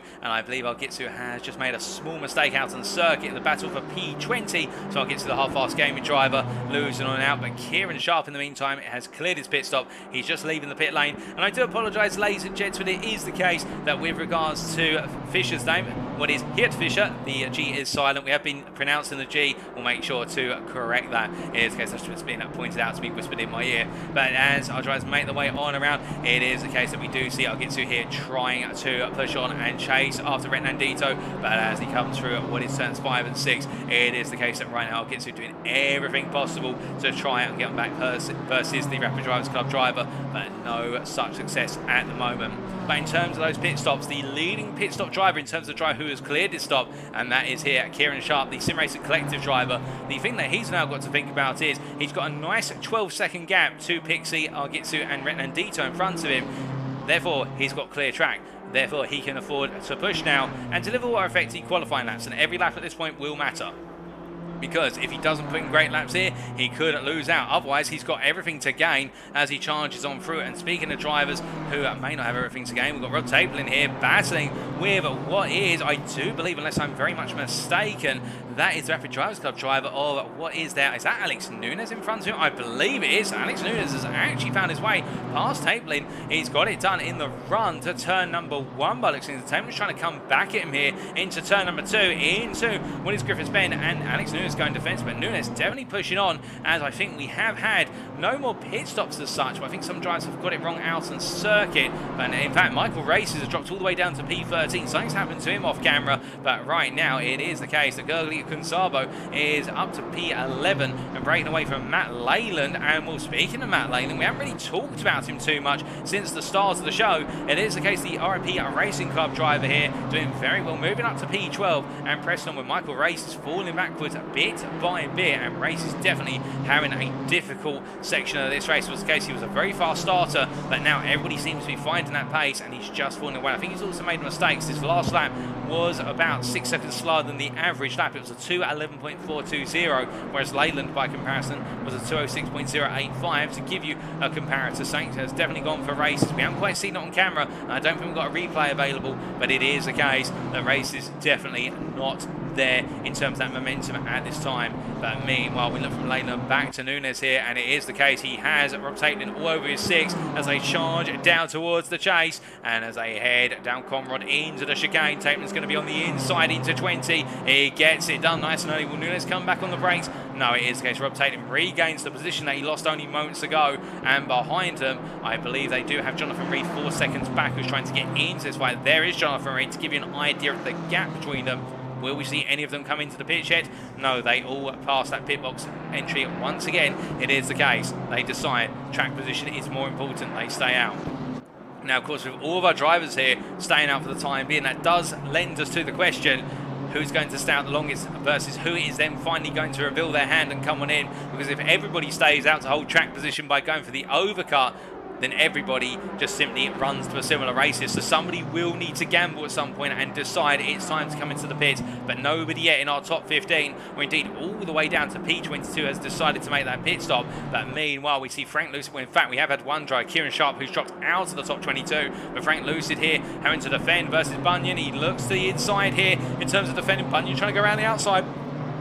And this is in the battle for P16 as they charge up the hill. And in fact, that's not Bunyan, my apologies, that's Christoph Carrera. And it is the case. In fact, Lucid getting the move done there on Carrera. My apologies. Carrera there on the outside and Lucid up the inside into turn number 1. So Frank Lucid gaining the position for Rapid Drivers Club. And we see the blue flags being waved there for, I believe that is for Hirt Fischer, as they make the way through Griffiths Bend. And that must be very frustrating for Fischer for the simple reason that he does have the pace to be with the leaders. And I think he will press on and try to unlap himself as much as possible as he later Austin there getting a bit of a tank slapper. Well, that's a bit of oversteer on power on exit, if we just want to put it in simple English. And as they roll their way out to the cutting and in through turns 5, 6 and 7, it is the case that Austin definitely falling backwards this group in the battle for P15. And as we look back from Leighton Austin's car with Hirt Fischer making his way past, it is the case that Britain is on a mission to charge on through. And as they head over Skyline, it is the case dropping all the way down into the dip, but still no pit stops for our top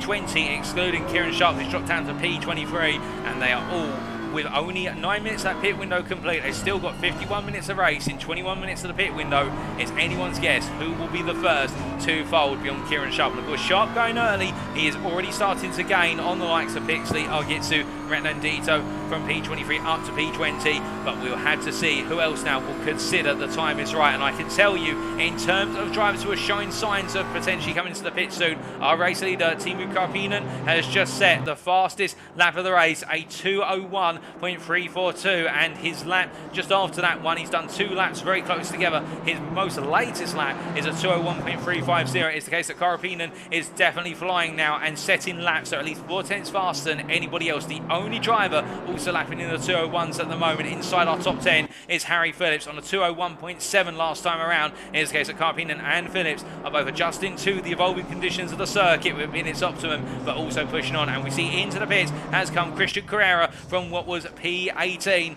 and that will, in fact, from P17, and that will now see him have to be worked on. And indeed, he will drop down the order. Richard Pixley comes in as well. Pixley, I think, has decided that enough's enough. We've also got a car parked up there. I think that's Ethan Strange just sat there. It's case he's been sat there for some time, but Pixley makes his way into the pits, and the Wild Things Racing driver, I think, feels as though he's got more to gain by taking his pit stop earlier rather than later. We're not quite at the halfway point of the pit window, but meanwhile, we look from him in the pits, Pixley in the pits, to Nunes out of the circuit, and right now running in P9. He has not got what is Jonathan Reed directly behind him. In fact, I believe that is the DC Sim Racing machine, albeit not in its official colours, of Tim Troquet behind him, who is down in P30 and a lap down effectively. But Nunes right now trying to chase after Taplin, who has just broken off into the distance. But speaking of breaking off into the distance, it is the case that we look from them to Tom Davidson here. And well, Tom Davidson running in P3, a very lonely P3 for Tom Davidson, the Briton from Rapid Drivers Club. But he's looking very composed at the moment, it must be said. But of course, the big conundrum here that we have to try and unravel is what is the strategy of Salt Racing Community. Now, we have typically seen they like to essentially run different strategies. They may have the same setup on the car, including the fuel, but they sometimes like to split the strategies in terms of the pit stops. Foch in P4 has been running a much slower race compared to the top 3. Does that mean that Foch is essentially perhaps focusing a lot more on fuel saving and trying to back the field up gradually? Because between Foch and Wiz Karppinen at the front, I think we have got now what is a margin, unless I'm very much mistaken, of in excess of 20 seconds. It's almost as if he's trying to graft a gap for his teammate in the lead to come back out into effectively. But we will have to see whether that is the case. In fact, as we see the leaders' gaps there, so it's the case Davidson right now is almost what is 18 seconds off of the leader, and then Foch is a further 11 seconds back, so it's almost 30 seconds already.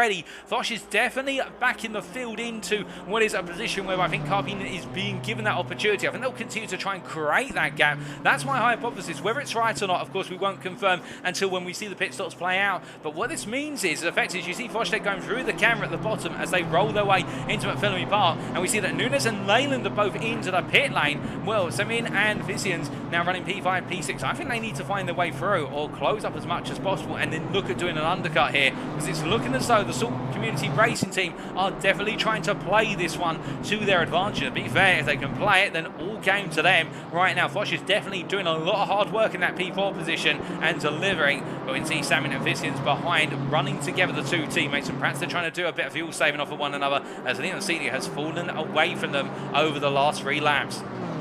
As they charge their way on down, we do hear, of course, that with what is Nunes taking his pit stop, and also Matt Leyland taking his pit stop, we do look to Alex Nunes here as he's come out the pit lane already. In fact, he's cleared a lot of traffic, and that is traffic behind. Now, this is traffic that's all intersecting and weaving over itself, and when we look to Luke Garr here, the half-fast gaming driver, who is in the foreground of your camera, albeit not in their official colours, he has got Christian Carrera behind him, but between the two of them, that is here at Fisher, who is a lap down and trying to unlap himself still. So that is where the complexity comes on in. And then you've got Leyland in the mix here, and Matt Leyland, well, he has come out of the pit into probably the worst possible situation. He's come behind Carrera, who has taken his pit stop, and he's also got Luke Garr, who has yet to pit, and they've got to try and find their way past Garr as they roll their way on through. And behind them, they've got Curto, who is yet to take his pit stop, and then they've got Juice Luna, who has taken the stop. But you can see we've got Michael Races into the pits as well, as I look at my commentary box window. So Races is the first driver inside, the second driver inside the top 15 who's decided to make the pit stop, but it is Races, who is one of our first drivers who's really running on top 10 pace, who has decided enough's enough, and much more. In fact, no, Alex Nunes was the very first one, because he pitted from P8, and well, Nunes has come out in clear traffic. He has not, clear traffic, I should say. He's not come out in any traffic, but Matt Leyland, well, this pit stop has not worked out. It's put him right in amongst the fight. A fight with peers who pitted, but at the same time for Leyland, this is not where you want to be, where now you're battling, whereas drivers who may be around you in terms of the race, and they're still out there running in fresh air and not having to worry about fighting, and have still got to take their pit stop, and that will only gain them race time. Matt Leyland here getting very close to the back of Carrera in the run down towards what is the chase chicane. You can see Carrera going defensive and looking up the inside of Luke Garr as they roll their way through the chicane. Luke Garr takes a bit of grass and apex curve with him there, and Leyland's going to come on safely through. It's a 2-for-1 special there, and in fact we can see that Alex Curto almost coming on through as well. In fact, I do believe, well, I'm not 100% sure, I think, no, Luke Garr's into the pit lane. That's not Curto behind, that's why the Quantum Racing Machines. In terms of who that is behind, well, that is, we're trying to understand who that is. I think it may be the case where I think that's David Hester behind, unless I'm very much mistaken. No, that's not David Hester. That's the half-fast gaming driver, David Hester, right here, making his way into the cutting. But as he rolls around through, he has got Kieran Sharp behind him, who will want him clear as soon as possible. But as they roll their way on through, we do look to what is Harry Phillips and Karpinen in the pit lane here. Our two leaders have come on in, and Davidson as well. Meanwhile, Foch has stayed out and decided to keep on going. So right now, Sir Foch presses on as he makes his way onto what is lap number 23, and we can see Fissians, Seeley, Taplin behind, all 4 of them staying out there as well. Phillips, Davidson, and also Karpinen still in the pit lane, still being serviced. We'll have to wait to see which one of them comes out first. We would imagine it'd be Karpinen, given the advantage he built over Phillips and Davidson, but could it swing the other way? Well, Karpinen's just completed his stop, and Phillips has done the same. I think it's going to be very close between the two of them. We look to going out the pit lane. Here is Karpinen. Where is Phillips? Well, Phillips is coming out ahead. So on strategy here, Harry Phillips has jumped ahead of Teemu Karpinen, and as a result, that will mean now Harry Phillips would arguably be your overall race leader when the pit stops are complete. Well, we think it could be that, but we have, of course, the question of what Foch is doing. If Foch has been running all the way along in terms of the maximum possible fuel in the car and just running to a solid pace,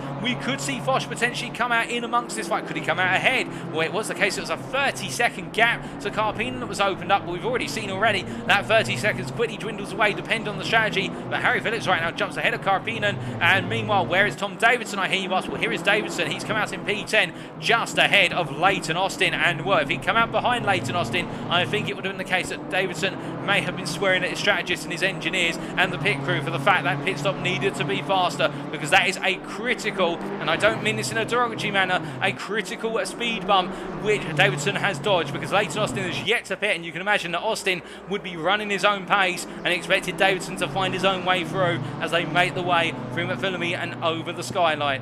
As they make the way down towards what is the dipper, it is the case that Skyline Bend has caught out so many drivers so far, and we can see how right now Frank Lucid staying with these guys as well, yet to pit. Frank Lucid battling for that P11 with Leighton Austin out on circuit, but not close enough to get involved. But Leighton Austin going very deep there under braking, but then getting a nice late apex. So that's going to give him the run up towards what is the Conrod Straight, but he's lost out to a degree as Joe Fissians comes into the pits from what was P2. So we'll have to see where Fissians comes on out in the order. And Harry Phillips, of course, is the target marker in terms of the lead driver who's completed his pit stop. And we have got clear skies. Well, we've got cloud, but no rain on the horizon for what is the next 30 minutes based on the radar. We could have a non-rain race all the way to the end here. And while some drivers, I think, will have been gambling on rain coming, it is the case those who gambled it being dry in the race, well, they've been rewarded. As we see into the pits, there comes Frank Lucid from P12. That'll drop him down the order to a degree. But meanwhile, Joe Fissians still taking his pit stop, and as he is being serviced, we wonder where he will come on out, given the fact we've still got a lot of drivers who have yet to take their pit stops. And with Fissians being serviced, and here he is still waiting as we see while the half-fast game machine's making its way out, and Fissians leaves the pit lane. Now who's coming through? Well, here's Christoph Samin, who's making his way to turn number 1. So could we see the two teammates come out together again? We do indeed, and it is the case that we can see Fissians has come out ahead of Samin, but you imagine they'll be working together in order to try and gain race time on the leaders who have yet to pit, including the likes of Foch, Seeley, Taplin, Reed and Consabo, as meanwhile Harry Phillips moves up to P6 and found his way past O'Shaw Hennessy only moments ago. But as they race their way on around here, it is the case, still 41 minutes on the clock here at Mount Panorama. And anything can happen in that time remaining. It's not over yet by any stretch of the imagination. And one driver who will know all about that, of course, is Matt Leyland here, running in P20, looking for that potential move on Carrera, and stuck behind Carrera at the moment, having come out of the pit behind Carrera, who took the earlier pit stop, and he's trying to find a way to make that move for the position. As they charge their way up the hill for what is for them the 24th time, it is the case that we can see Carrera. They're not really going too defensive, although Leyland taking a look to the inside. He's going to try and outbrake his rival, but Carrera brakes much later by comparison, and being very hooked up on those brakes. And I must admit, based on the camera angle, I was wondering if Carrera was going to make the corner there, but he proved us wrong. He did make the corner, and as they make the way into the cutting, Leyland just not able to find a way to get into the head of the SOP Motorsport driver. The RP Racing Club driver here definitely staying very close, but not enough to be able to force a move. As we hear that Rob Taplin's into the pit lane, that promotes Jonathan Reed up to P3, and Taplin will now start to drop down the order. And indeed, I suspect that Harry Phillips will definitely be coming out ahead of his teammate Taplin, but we will see where Taplin actually falls out when it all comes on through in terms of our time now being updated. But meanwhile, Joe Fissians has had a slight off track, we're hearing, in the run down what is the Conrod Straight and into the chase chicane. And I think it may be the case that he's trying right now to manage with Christoph Samin in the positions, and Samin has got ahead, in fact, off camera. They've exchanged places, have the two DC Sim Racing drivers, and I think they may have done this mutually in terms of agreeing. But Rob Taplin right now, where is Taplin? He's leaving the pit lane. Surely he's not going to jump ahead of the two DC Sim Racing drivers. This would be huge if he was to do so. No, he's not quite going to, but that is a still major as he goes a bit sideways there coming out the pit lane. Rob Taplin, well, that effectively moves the Wild Things Racing driver based on the current run of form. That would move him up to P6 or P7 if my calculations are correct, and so that means that Taplin has found his way all the way up, and he's been delivering the pace, and that pit stop has gone very well. And right now Rob Taplin definitely showing that whilst qualifying didn't go his way, in the race he's got the goods to deliver. Wild Things Racing are coming on strong here and really delivering well, but as he makes his way up into the cutting now, he's got to close down what is a 4-second gap to Fissians and Samin. He's got the half-fast gaming driver there to pass, which is the case there. The blue flag's being respected, albeit that was a bit awkward, but to be fair, trying to find a way to let somebody through over the mountain is difficult anywhere on the mountain. The only place you can really do it is in the run to Skyline Corner after McPhillamy, alternatively in the run out to turn 9 to turn 10 if you peel the car over very quickly, but it's normally better to stay on the racing line because the driver behind will respect it. But right now Rob Taplin definitely trying to fly and hunt down what is looking to be at least a top 10 finish, could even get a top 5. That is the big question. Now, whilst we are continuing to see that pit window tick on down, I should say, it is the case we've now got less than 8.5 minutes left on the window, and our drivers are continuing to try and deliver those lap times, and O'Shaw Hennessy will know all about trying to deliver lap times as he makes his way through what is McPhillamy Park, then over Skyline and down into Dippery Rolls, and the Quantum Racing team driver at P16, he's got behind him one of the DC Sim Racing drivers there, and well, we're trying to understand, I believe, unless I'm very much mistaken, I think that is the driver of Timmermans, who's stuck behind him right now, and Timmermans in... Well, that's not Timmermans, that is Troquet, I believe, in fact, as they make the one down. Oshel Hennessy here will let him go. It is the case they're not banning for the position he has to yield, but meanwhile, speaking of yielding, well, we had Nick Timmermans here make his way past Amir Kasatarash, and we see Kasatarash going slowly here into turn 6 and 7. I think the Formula Racing League driver from Iran has had a bit of a moment, and well, now he's got all the pressure on. That's not Richard Pixley behind him. That's why the SLB Motorsport, because that's Jonathan Reed, and Jonathan Reed running in what is effectively P3 right now, will be expecting Kasatarash to give way when there's an opportunity to do so, or at least provide an opportunity for Reed to come through. Remember, it's not quite F1 blue flag rules. This is GT World Challenge blue flag rules, where essentially our drivers do not have to move out of the way immediately. They must provide a safe opportunity for the lead lap driver to find the way on through, but it's the responsibility of the lead lap driver to find a way through safely. And right now, I think Kasatarash will expect that Reed's going to come through down the run to the chase. In fact, he'll move over to one side and open up the door here, so it will be safe and sound. Kasatarash, you can see the speed he's carrying in that machine right now, and Reed, I think at this point, will be hoping that Kasatarash just lifts off the throttle by 10%, and indeed he does so there as they roll their way through turn number 20. But definitely it's the case. Formula Racing League have optimised that car for the straights as they make the way on through. But speaking of optimisation, well, Foch continues to lead here as he makes his way onto lap number 27. He is 3.5 seconds clear of Liam Seeley. We've got Jonathan Reed into the pit. We've still got Conzabo out of the circuit as well. Now, what this effectively means is our top 3 right now who are staying out, they are just going on as long as possible here, and I would not be surprised if Foch tries to go to the very end of this pit window. I think his strategy has been about outlasting everybody on circuit. Now, how will that play out in terms of the strategy? Well, he'll be hoping, of course, that Phillips, Carpina, Davidson, Austin and company have all been caught up in battles with one another. Alternatively, have just not found that lap time since they've emerged from the pits. Well, Austin has yet to go into the pits. He's a bit of an anomaly, much like Foch, arguably, in terms of not coming in already. But it is the case right now. A number of drivers opting to try and go as late as possible here to hold on to track position. Bunyan does give in now. He comes into the pits from P9, but he's gone very long as well as the SOP Motorsport driver. But it's getting very interesting to see exactly where everyone will come on out. And we do know, of course, that Fissians right now moves back up to P9 behind his teammate Christoph Samin in P8. And we can see behind the pair of them, that is Jonathan Reed, who's come out the pit lane in P10. I think Reed there has lost out a little bit after being behind Kasatarash in the run over the mounting on that last lap before he pitted. It hasn't cost him too much. I think he would have still come out behind, but it's cost him being in that immediate tow, or that slipstream, if you will, behind the 2 DC Sim Racing drivers. But I think still Jonathan Reed on course here for a potential top 10 finish. He's in P10 at the moment, but he has got Rob Taplin here chasing after him, and Taplin definitely, the Wild Things Racing driver, he's had a very long pit stop now as things flush on out, and it's actually interesting to see how Reed has come out ahead of Taplin here. So I think Taplin was delivering that opening stint pace based on having a very light car in terms of fuel.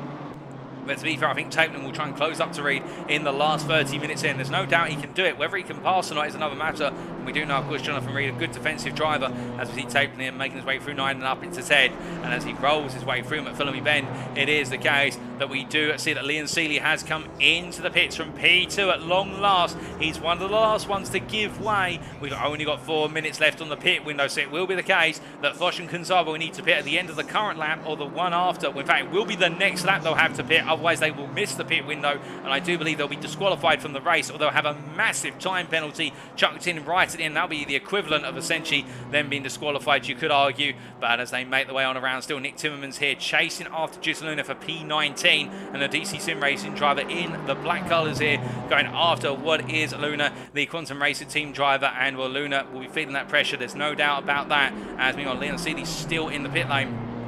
And well, Carpin has found his way past Seeley. But in terms of Seeley coming out of the pit lane, my goodness, Liam Seeley has just jumped back into P5, and behind him, that is Tom Davidson. Well, Liam Seeley going long, this has worked out wonders for him. And I think a lot of drivers here, well, I think if this is the way it's going to work out for Liam Seeley, I really am looking forward to seeing where Foch comes out in all of this, because right now, if Seeley's been able to come back out in P5 and jump Tom Davidson, it may be the case that we could see Foch come right out in the mix, or definitely for the podium positions here, if not higher. We've still got Conzabo, of course, remember, yet to pit as well, and I think Conzabo will be coming out towards the back end of this top 10. But right now, it does seem as though the strategy of overcutting is proving very powerful here at Bathurst, and that is being revealed in droves as we wait now for those final pit stops to occur. But as Liam Seeley rolls his way there through turn number 9, oh goodness me, is that No, that's not Carpino. Who's that into the wall going slowly there? I think that is Hirt Fischer. And indeed, that is Hirt Fischer, who's got it wrong again by looks of things. He gets himself back up to speed. We did see him going slowly there. I think he's had a moment at turn 9 that's seen the car go almost into the wall, if not into the wall. And Matt Leyland in the pit lane, the RP Racing Club driver. There's something wrong with the car. He's been stuck in the pits for some time, in fact. So there's definitely a problem with the car. But Carpino, by comparison, has not had a moment on circuit. And in fact, is absolutely flying right now. His team with Carpino. And you can see how much he's gradually closing up to Harry Phillips. He is absolutely storming. That last lap, he took 1.6 seconds out of Harry Phillips' advantage, and that advantage has now been slashed down considerably. And we see Kunsavo between the two of them, who comes into the pits now as Kunsavo comes on in, and Foch goes one more lap. He's got the time to take one more lap here before he makes his pit stop. He will just get in and be in his box by the time the pit window closes, which will mean, as I understand it, they'll be registered as an official pit stop. But Foch here definitely going long. His lap times have been extremely consistent, 202s across the board, and also it is the case when he hasn't been in the 202s, those 203s have been very low 203s. He's delivering lap after lap. But meanwhile, we're hearing that Rob Taplin has found his way past Jonathan Reed. What's happened to Jonathan Reed?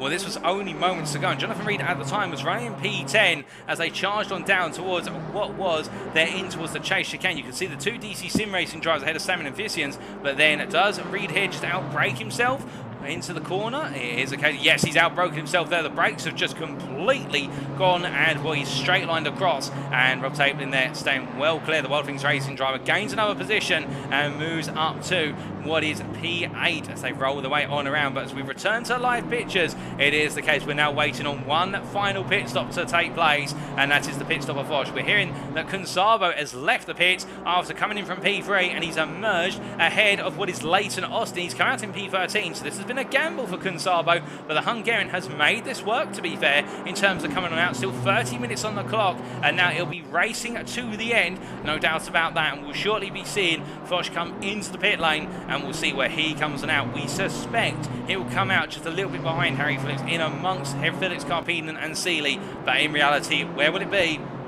Well, now is the time where all will be revealed, because here is Samuel Foch coming into the pits, or Sir Foch, and as he rolls his way into his pit box, now, where is Harry Phillips? Well, Phillips is making his way already through the chase chicane and heading down towards Murray's Corner. It is the case we're expecting Foch to have a very fast pit stop by comparison. It should not be a long stop. It should be a splash and dash and he'll be out. And it is the case. He's all the way down towards the end of the pit lane. Phillips makes his way across the timeline onto lap number 30. Foch is in his pit box currently, being serviced as it currently stands. And as we see here, Phillips rolling his way on through. Foch has cleared his pit stop. He's making his way on out and heading up towards the pit exit. Well, we see that was Carpino leaving the first corner and charging up the hill, and here they are all three in camera. Phillips has gone past our cameraman, then there goes Carpino in P2. Foch has come out in P3, and behind, Leon Seeley is in P4 there and has got a huge delta to close on down right now. As you see Hirt Fischer stuck behind him, and Fischer trying to unlap himself, and then you've got Davidson who is behind the pair of them charging up the hill here. So it is the case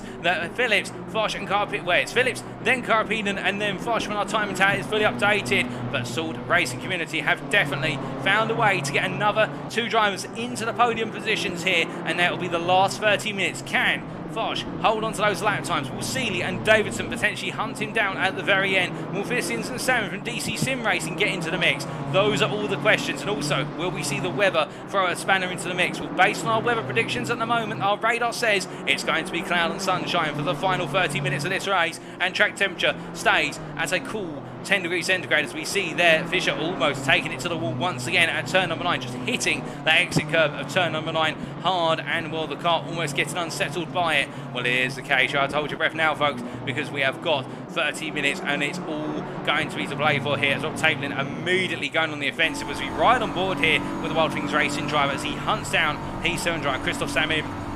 And to be fair, Taplin definitely showing a huge amount of pace. And that last lap, Samin on a 206.5, struggling around here, and Taplin trying to press on.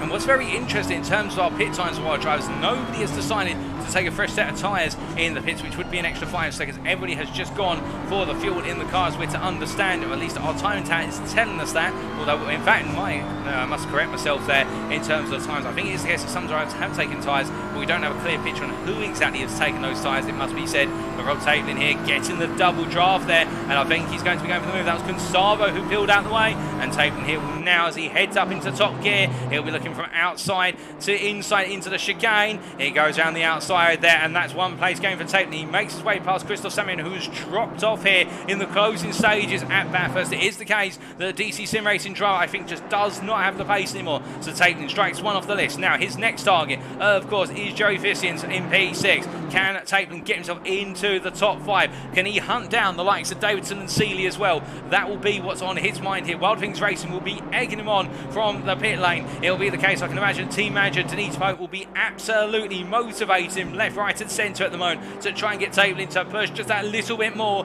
They'll know he's pushing hard, but he's got to keep on going here, because there's a huge opportunity after what was a difficult qualifying session for the Briton. But as he charges on through, we must look from him to a bit further down the order, and in particular to Juice Luna here, who currently running in P20, chases after Timmermans in P19, and battling for what is the scraps of the top 20 as they roll their way through Forest Elba here. Every point critical for the teams as they make the way on through. But Juice Luna right now definitely falling a little bit back by comparison, as Timmermans on that last lap was just a 100th faster, or 1.5 hundredths faster it should be said. But Luna right now, as they charge down Conrad, it is the case the number 37 driver really trying to get a move on here, but that gap is open up, it's creeping away, it's not closing. And indeed at this point the battles have settled down somewhat as we're waiting to see who can hold on to the very end in terms of the lap times. As Luna rolls his way out of the chase and down towards Murray's corner, it is the case we look to hit from him to a bit further down, and we look to Lewis Argitsu. In fact, here he is, the half-fast gaming driver, who peels over there to the outside of Forest Elba, not to obstruct Taplin and let him on through. The blue flags waving, and to be fair, it is the case, whilst it's been a very tight and narrow circuit for our drivers who find themselves a lap or more down to let the lead lap drivers on through, it is the case they've been doing very well, and Argitsu demonstrating that half-fast gaming. Whilst they haven't had the pace here today, they've still had the great racing respect which everybody expects to be shown. And well, Lewis Argitsu in that P29 just looking to get home and bring up some points on the board. Meanwhile, David Hester, oh goodness me, David Hester literally parked there in the wall, and I think Hester, this may be a car that can't be recovered, or it's stalled there because he's literally by the marshal's post. I wonder whether Hester is stuck there because that car is not moving. I think it may be the case that the suspension is damaged. In fact, he's jumped to the pits. That car, I think, needs major repair work, and it will be towed and then it'll be released once again. But that is a lot of time lost. Meanwhile, speaking of time lost, it was the case that early on he found himself battling Michael Races. First it was Michael Races overtook him, then he overtook Michael Races in return, and Alex Nunes now finds himself needing to make the overtake again as they make the way to the final 25 minutes here in round number 3 of the Community Super League. And right now Alex Nunes doing everything he can to try and find his way up another position. That's Kieran Sharp in P10 who passes by our camera first, and then we see this battle for P11. And as we ride on board here with Alex Nunes, you can see it is the case, peeling over to the left hand side, and this is odd. Well, Race is going very slowly there. Now I wonder whether where it's the case that Michael Races, either there's been some sort of incident between the two of them, Races has lifted off. We haven't heard of an incident.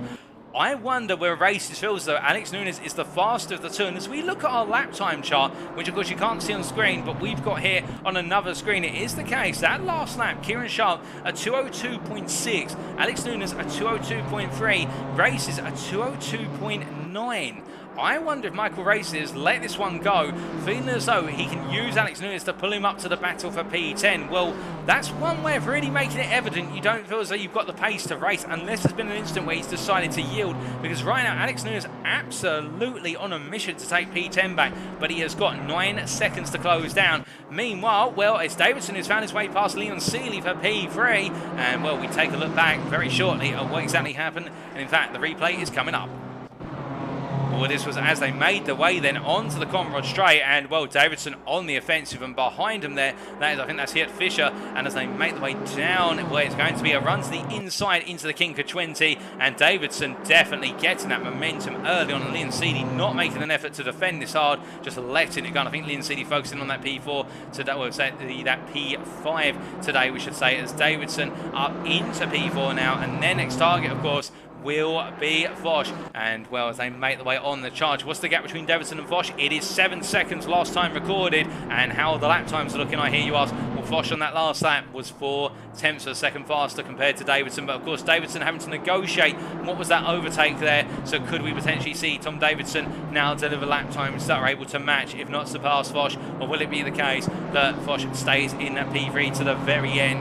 That will be the big change for Leon Seeley by comparison, being pushed along here by Fisher, it has to be said. Or I think Fisher almost getting ready to push him along. Of course, he's not really permitted to, otherwise he'd end up sending the driver into the wall. And I don't think that go down very well by Stewart. Oh, goodness me. And Fisher having another clatter to the wall there out of turn number 9. Well, he's definitely left a lot of paint on the wall on the exit of turn number 9. Fisher has, and I think Fisher is about ready to just call the car in. I think that car is not looking happy, the Salt Community Racing machine, and it is the case. He started off so strong, snatching that pole position, but it was one moment at the dipper coming out of the skyline where the car just gave way and went and pointed backwards through the dipper, and it was the case that Fisher dropped all the way to the back of the order, and then turn 9 has called him out multiple times since then. He's battling for P23 and P22. He's in P23 chasing after Richard Pixley, who's just in front of him, but Fisher definitely battling with a wounded car. And, well, what can he gain from the remainder of this race?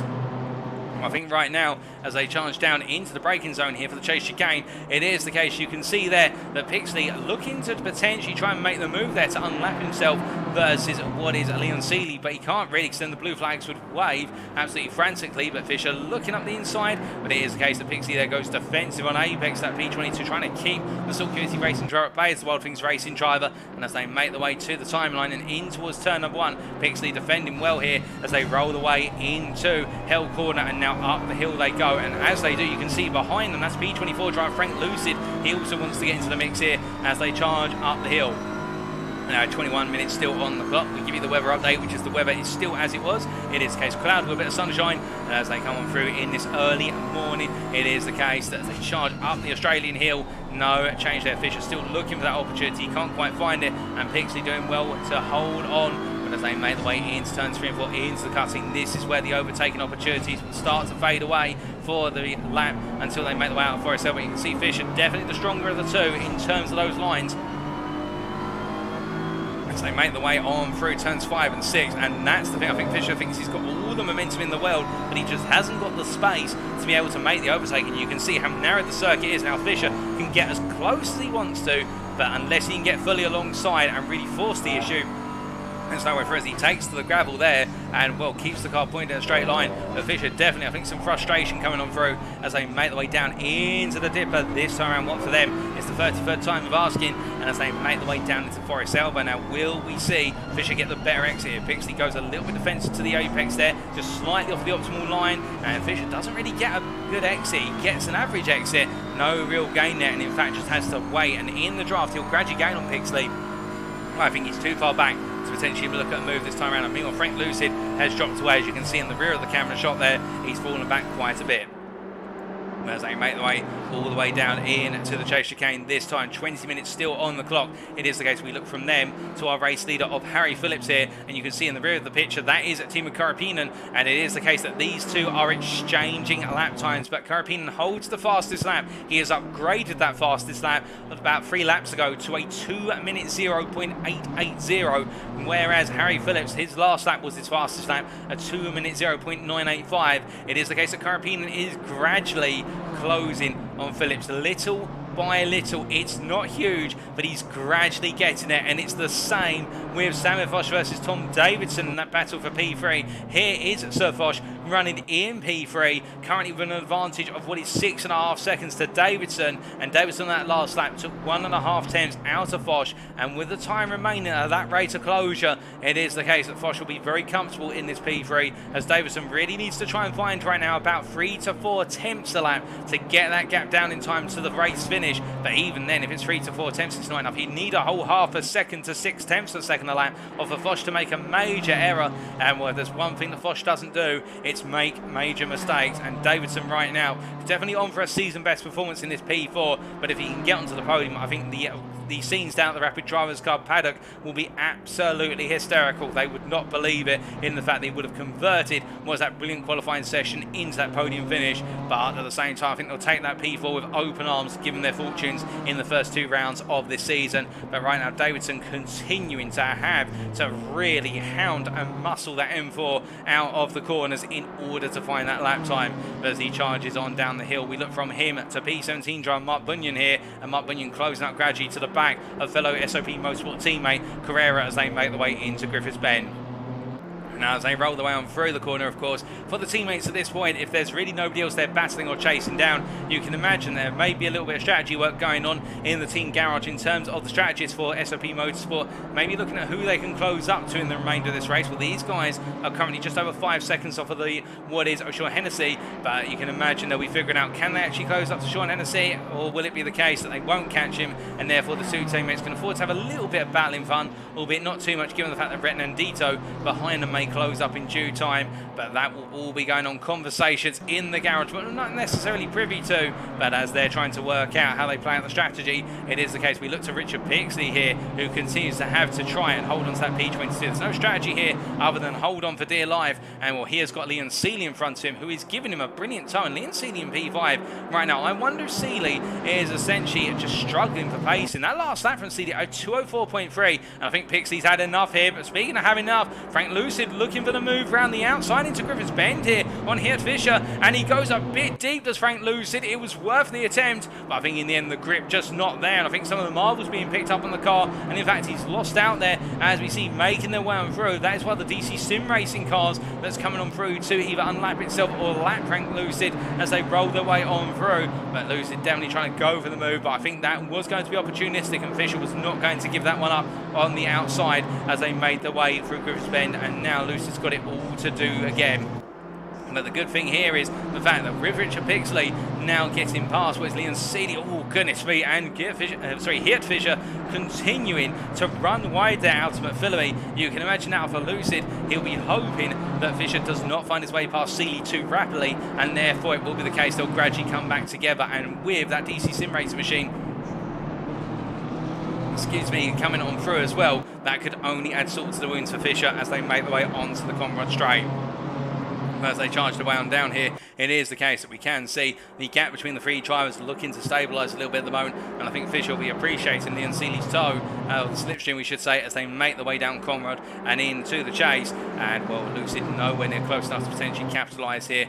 Meanwhile, you can see how Fischer leaving the door open, but it is the case our DC Sim Racing driver not finding his way through, but Fischer in fact having to cut across there, and well, the 878 driver definitely with a wounded car yields there to effectively the time he gained, and as he makes his way into Murray's corner, you see Frank Lucid now all over the back of Fischer as they roll their way on out, and I think Fischer at this point will be feeling that pressure from Frank Lucid as they head down towards turn number 1. 15 minutes still on the clock, and a bit further back that is behind them. I do believe that is the Wild Things Racing driver there of what is, I believe that is Rob Taplin, who is now starting to close up behind him. Of course, Taplin running in P7, and that is Joey Fissians, who's found his way in amongst them as Christoph Samin continues to go backwards, and Frank Lucid again is going to go round the outside, and this time I think Fischer has yielded the position here. I think Hirt Fischer just feels as though the car has not got any pace in it anymore, and it's just to get to the end, but they go side by side. They're into the cutting,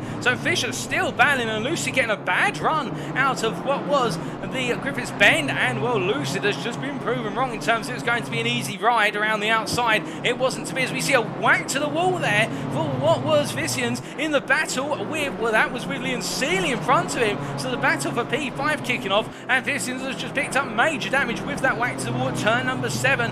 It is the case, it's all kicking off, but Lucid has found his way past Fischer. In the end, it is the case, he found his way on through in the run through McPhillamy, and now Lucid holding on to this P23. How long can he hold on to it as they charge away into Forest Elbow, given the fact that Fischer seems to come on as he Lucid there just out braking himself a little bit. Oh goodness, it's a whack to the wall, and it's a whack to Fischer's car. Well, it is the case, Frank Lucid under pressure, and Rob Taplin just went flashing his lights in fury to say, I get you guys are battling for position, but I also want want to battle with Vissians, and well, Rob Tapeling on a charge as they make the way on down this back straight. Oh, goodness me, and Lucid now. I think after making that mistake, he'll be absolutely critical of himself, but he can't afford to do that. He's got to get his head down and keep on charging, but he'll have to stay in P24 for the time being. But meanwhile, we look from them towards the front of the field, and particularly Foch. What's the gap between himself and Davidson? Well, this time around, as they go on to lap 38, 13 minutes remaining, effectively what we'd imagine to be 7 more laps, including this one. The gap between himself and Davidson has now dropped to 5.8 seconds. Davidson is gaining on average 2 tenths a lap, but it will not be enough at this rate. Davidson needs to up the tempo here in terms of that gap closure. I'm not sure if he's going to be able to do it, given that Foch really has stabilised that gap and really is putting in those lap times, lap after lap. And in fact, Davidson, that last lap, he didn't gain 2 tenths, he lost 2 tenths to Foch, I should clarify. My apologies, it is the case that whilst he's been gaining on an average of 2 tenths, he's also losing out every so often. I think at this point, Foch may have done enough. And well, in the meantime, Carpinen here, oh, goodness me, and that is a little bit of a wobble on the nose there, coming out of what was the dipper and heading down towards Forest Elbow. And he won't want to make a mistake now. We'll see with Carpinen. And in terms of the gap between himself and Harry Phillips, it is the case. He is continuing to bring down that gap to our race leader. The gap now down to 2.7 seconds, but he is having to absolutely push it in order to bring that gap down. 2.6 seconds so they make the way into the final sector of the circuit, heading down into the chase. But it is the case with that rate of closure. 2 tenths a lap. Will he be there at the end? It'll be very close. If he can find a way to make it 3 tenths in a couple of laps and get in the draft come the last 2 or 3 laps, he may have an opportunity on that very last lap. But Carpinen here really having to charge in order to get the job done. Meanwhile, Vissians here is closed up to the back of Leon Seeley, and Leon Seeley has fallen off a cliff. I wonder if Seeley and Vissians have lost in terms of the pace. They've fallen off the cliff. Perhaps the tyres have just gone on them, because it is the case their lap times have descended into the 204s and they're just not coming back to those 203s. Everybody else by comparison is running in the 203s, the 202s or the 201s. Our race leaders and Rob Tapeling behind running in the 201s, it must be said, whereas these guys are running 3 seconds a lap slower, and I think it may be one of those cases where the car has just given way, and as they roll the way down, it is one of the situations where Vissians here right on the back of Seeley as they make the way through Murray's Bend, and as they do, well, they battle for position here, and we're hitting the number 20 cars had an incident, but right now Seeley having to go defensive into turn 1. Vissians trying to find his way around. We ride on board the dashboard here of Joey Vissians. The charges up the hill, and well, Seeley definitely having to get those defensive elbows out and try to hold on. And well, the number 20 car that's had a moment is Alex Curto, who's down in P27 as things currently stand. But we ride on board here in the battle for P5, looking from the perspective of P6 driver Joey Vissians from DC Sim Racing.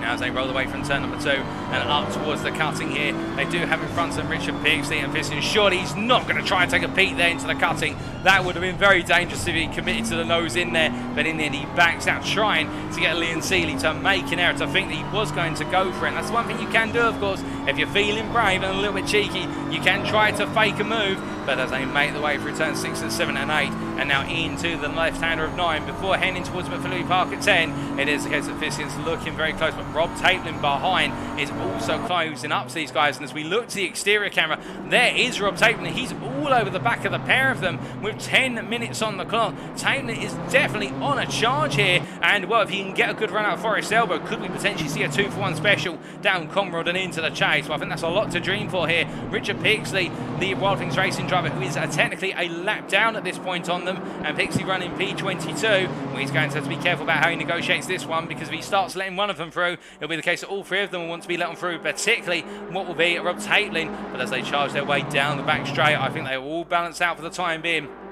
I think Pixley here is going to have to think about when does he decide to see those blue flags as, okay, I've got to yield. And as they make the way into turn 21, it is one of the situations whereby Leon Seeley will be hoping he can be given a tow for a bit longer as they make the way out of the chicane. You can just see Seeley's just got no pace in the car. It's looking as though the SOP Motorsport car should be done by now in terms of the race. Should have been over, and Liam Seeley there. Oh, goodness me, now was that contact between the two? Well, we'll have to take a look back at that very shortly. I think there may have been a little bit of a knock there to the rear of Seeley's car. But Vicians, meanwhile, it is the case that the DC Sim Racing driver holds on to P5 now, and Liam Seeley going around. Well, Liam Seeley's going to have to bring it back together. He's lost multiple places in that incident, and Vicians, as he charges up the hill, is safe for the time being. We take a look back.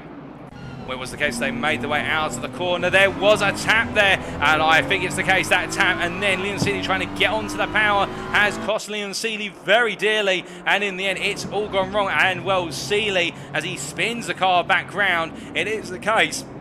And he's had to yield to Christoph Samin, who's come on through there. Excuse me, my voice almost going. And well, Samin, as he makes his way up to speed, Liam Seeley. Now Christoph Samin and Jonathan Reed tucks in behind. So S&P Motorsport, to be fair, do still have 2 drivers at least in the top 10.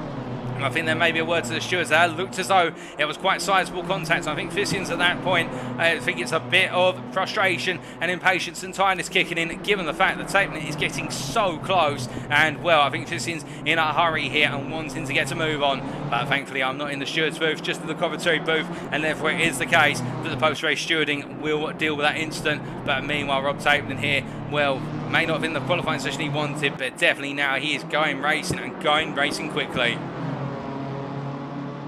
And as they make their way down the back straight this time, well, they've got Richard Pixley in front, who's giving both of them a draft, and Tapeman will get that double draft. Can he use it to his advantage? Vicians looking the faster of the two initially on this straight as they make their way down Conrad and into the chase, but now you'll see the Vicians will go defensive here. Oh my good lord, and Tapeman, now was that a snap on the brakes from the grass, or was there further contact? Well, Vicians just simply stays alive there, but Tapeman's rejoined with Pixley alongside. I think Tapeman's going to really get his elbows out here on his own teammate, and in fact, Pixley there, I think, noticing, yeah, I'm not going to get in the way of Tapeman. He's probably seeing red right now, but that was a moment and a half. What exactly happened there? Was they making their way down? We ride on board here with Rod Tapeman. Now, did he take to the grass under braking? I think he may have just done a small tap. Oh my goodness, no, it was the case. He snapped the car to the right at speeds in excess of 160 miles an hour in the end, and the car gave way on him, and that is the tyres just started to wear down, and Tapeman now, I think, just decided to pull the car too quickly over. I think just getting a little bit impatient himself, but it was one of those situations whereby he wanted to go for it, but the car said no, and now he's got it all to do again, but he's closed up already with 6.5 minutes left on the clock. Track temperature's gone up another degree to 11 degrees centigrade, but I can tell you it is nice and cool here at the Bathurst circuit right now. And in terms of the other battles that we're waiting to see how they get resolved, I can tell you that right now in the battle for the overall lead, Harry Phillips leads by 1.7 seconds. In fact, it's 1.1 second now as they make the way down towards what is the chase. In fact, we're looking at it here. I think Harry Phillips has made an error into Forest Elbow, because that gap has come down by 6 tenths since the run over Skyline, and Karpinen is really on a push right now. And their last laps, to be fair, were near identical, with Karpinen gaining 200ths on Phillips, but with the gap coming down to just over a second. I can imagine it'll probably be a second when they come to a timeline. Could we see a battle for the win in terms of out on circuit on the very last lap, where the gap reopens there to 1.4 seconds? So both drivers running on the limit right now, and Karpinen making some slight errors of his own. Be fair, they don't look like they make errors, but they do make errors in their own right in terms of those little minuscule things that upset the lap time. Meanwhile, in the battle between Foch and Davidson, I can tell you that Davidson is continuing to gradually close it down, but the gap is now only down to this 4.1 seconds, and it'll be updated shortly in terms of the gap. Here it's Davidson coming out to the final corner, and the Rapid Drivers Club drivers got the gap down to 4.1 seconds precisely, and now with 5 minutes to go, I don't think there's going to be any way through unless Foch makes an error. But again, Sir Foch has not really made any errors since the start of this race. He's held on and held firm, and it's looking as though it's going to be another third place finish. But meanwhile, we do look to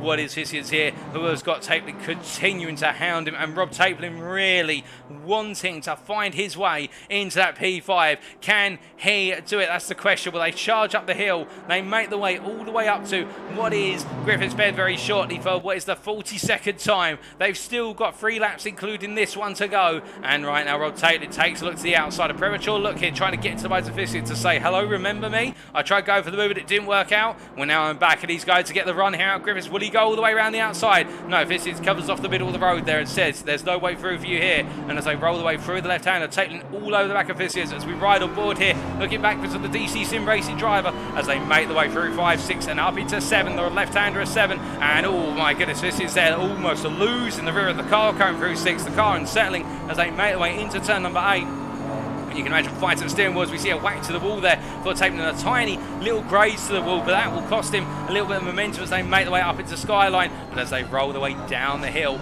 it is the case of Vicious here just trying to hold on as they come on down through the dipper and head up towards Forest Elbow. And as they make their way into the tricky the left-hand hairpin, we should say, it is the case that we can see Vicious needing to get the best possible exit. Taitland gets as good an exit, but it's not perfect for either of them as they make their way now on to Conrad, and this is where Taitland will look to try and right the wrong from the previous lap as they make their way up to speed. You see Taitland in that slipstream gaining more and more. He gets closer and closer. He looks to the outside into turn number 20. He's going to try and go around the outside to inside here. Vicious will try and hold it in the middle of the road, but Taitland up the inside into the chase chicane, and that is Rob Taitland who gets the move done for P5. And well, as he makes his way out of the corner, can he hold off Vicious, who will look to come back into Murray's Bend at turn number 23. 3 minutes left on the clock. 2 more laps to go for these guys. Oh my goodness, and it's the case that Vicious goes round, taking too much apex curb, and it's a whack to the wall for Joe Vicious, and the Dutchman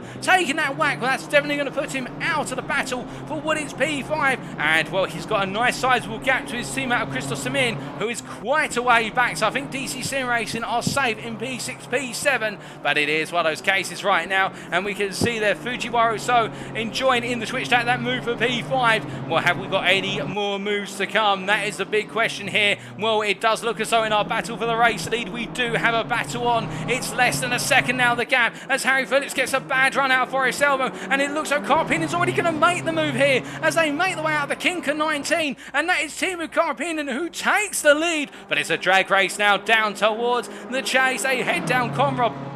It's Karpinen on the right of your picture, Phillips on the left, and they'll invert as they make the way on around. And as they do, you can see Phillips getting the momentum here. He'll be on the outside under braking into the chicane. And Karpinen there goes defensive. Phillips looks at the cutback here. Karpinen covers off the inside of 22. And as they make their way down towards Murray's corner here, Phillips is going to try and look up the inside. Karpinen puts the car in the middle of the road. Phillips returns to the racing line here. Karpinen compromised on his line as they roll the way out. They'll head on to the final lap. It's a battle for the win on the final lap here as Harry Phillips makes his way around the outside. Karpinen defends here, but Harry Phillips gets the move around the outside, or does he, as they exit the corner. Side-by-side stuff here after what is effectively 88 minutes of racing. It all comes down to this, the final lap. Phillips versus Karpinen, Wild Things Racing versus Salt Community Racing. And as they make their way up the hill towards turn number 2, Phillips defends the inside. Karpinen on the outside here, looking for the move or looking for the cutback, one of the two. And it's the case that Phillips there parks on the apex and says there's no way through for you. We ride on board with Teemu Karpinen as they head up into the cutting for the last time today. And as they roll their way in on the brakes here, it's the case that Harry Phillips has got it all to do here. He's got to defend, and now it's over the mountain. Can Phillips now the run over Mount Panorama? Can Karpinen get the better run by comparison? Karpinen will need to push here. He'll literally need to be right on the rear of Phillips when they emerge from Forest Elbow. And oh my goodness, it's a whack to the wall going into turn number 9, and that is going to really upset the rhythm. But Karpinen's not giving up. He is continuing to push, and Phillips here is playing it as safe as he can. He can't afford to make any mistakes, and well, Karpinen's going to have to be sensible on that right-hand side of the car. It's not going to be holding up together for much longer if he keeps whacking it as they make the way down into Forest Elbow. And as they do, it's the case that Phillips will be looking to get a good exit. They both do.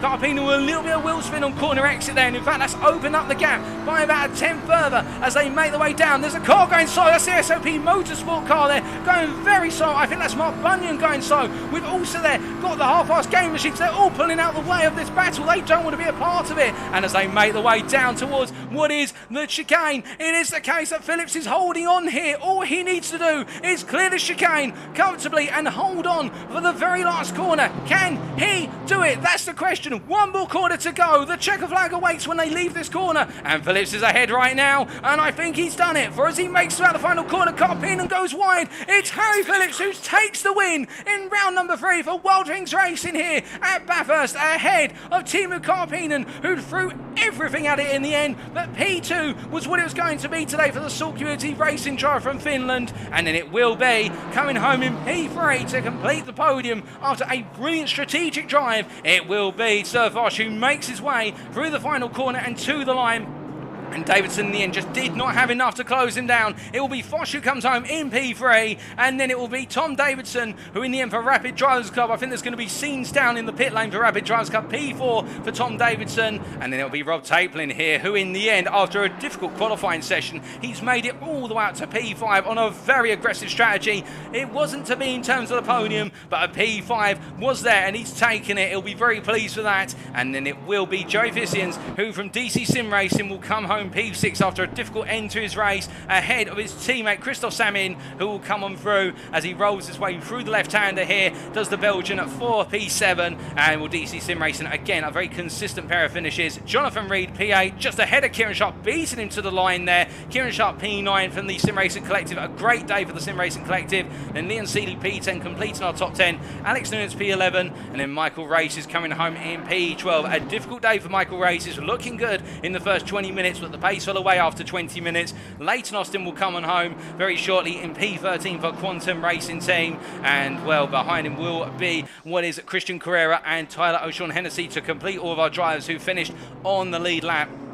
And Leighton Austin rolling his way on through here, and it will be a P13 finish for Quantum Racing Team's driver as he grazes the wall, and then Christian Carrera will come on P14, and then Tyler O'Shawn Hennessy here coming to the line, and Quantum Racing Team putting 2 drivers in the top 15. They will be pleased with that, there's no doubt. And well, that is it, ladies and gentlemen, as I do believe, I'm not sure, we've still got a couple of drivers out there who've yet to complete their races. I think it's just Hester who is in the pit lane, and therefore we are waiting, but otherwise that is it. Harry Phillips, Karppinen, and then Samuel Foch or Sir Foch are your podium, and we'll be speaking to them in the next 5 minutes or so to hear their thoughts. But congratulations to all of our drivers, and congratulations to our podium finishers in an absolutely brilliant race from start to finish, and it'll be interesting to hear the thoughts of the top 3. We'll be back shortly, ladies and gentlemen. Don't go anywhere.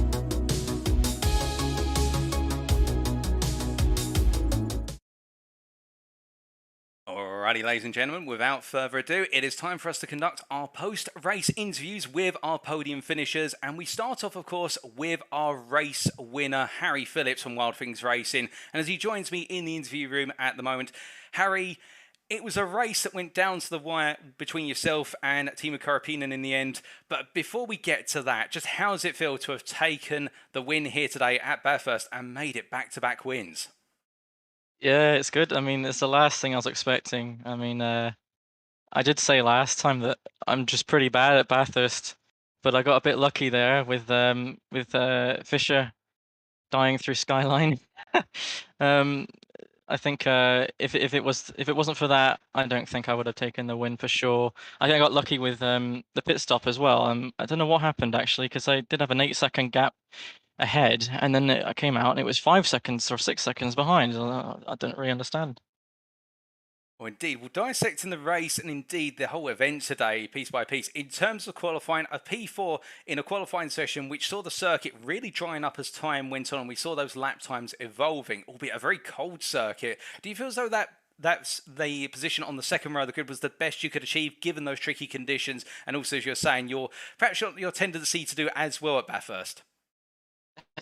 Yeah, I had another tenth in me, but that was it. I was going as fast as I could. I haven't had much time to test the BMW around here. This is the first time I've driven it in the dry and around here. First time in this car track combination actually. But you could kind of see by the times I did in my first stint, I was nowhere near as fast as the guys in front. Just it was a completely different class almost. It was just not until maybe the end of the first stint or the start of my second stint that okay, I started to get the hang of the car, and it honestly feels like this car is designed for Bathurst. The gearing is just pretty much spot on for this track for this car. Oh, indeed. Well, it looks as though you were settling into a very nice rhythm as we went into the race. And speaking of the race now, we have had a question from one of our viewers in Twitch asking, what was the hardest part of the race today in terms of, was it the tyres, the setup of the car, alternatively, just that constant concentration? Because we saw all the way through the race a very consistent run of pace from yourself. Yeah, the hardest thing is the concentration, honestly. I mean, I've got a huge headache now. Just it feels like I've hit a wall. I mean, I did hit a wall a bit, at least once or twice. But trying to keep it out of those walls for an hour and a half is not easy, especially when you're trying to drive on the limit. Because we've got a competitive field here. It's not like I can just cruise around, driving about 80%. I was trying everything I could to try and take this win. Um, yeah, it was extremely tricky out there. Oh, most definitely. And in terms of the strategy, we saw early on in the race, obviously with Hirt Fisher's incident at Skyland, which saw him unfortunately caught, much like the Evergreen shipping container ship, between the walls.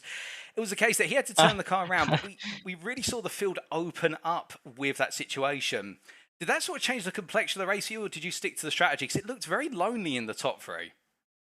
Oh yeah, for sure. I mean, my strategy was okay. Now I've got a chance at P2. I was kind of wondering what Foch was going to do.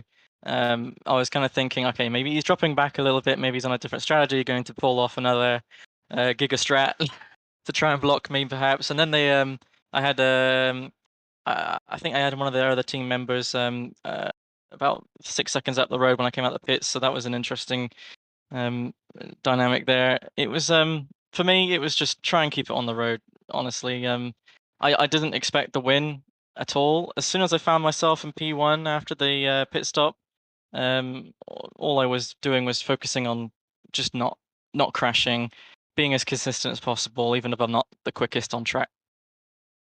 Oh, indeed. And now we come, of course, to the battle between yourself and Timo. And we start off from your perspective, of course, leading the race. And then as the laps went on and we counted down the clock, we saw your advantage gradually coming down and down. And in the last couple of laps, that gap really came on down. Well, there were a couple of mistakes in there because we saw at one point the gap came down by 6 tenths in a single sector.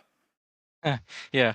Um, I think I was pushing the tires too much because I just couldn't get a good lap together for the last, I don't know, 4 or 5 laps, and then you could see the gap falling lap by lap, and then I did hit a wall. I think through the last corner before the back straight, essentially, I just tucked it in too tight, hit the wall, and then I think we were side by side, and that's where the fighting started properly.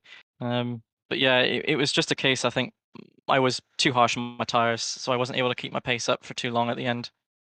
Oh, indeed. Whilst you may have been a bit harsh on your tyres and making a whack to the wall when the battle kicked off, it is the case you fought back hard. And just from your perspective in that battle, we saw it was the case that you weren't going to let it go and retaking the position in the run to turn number one.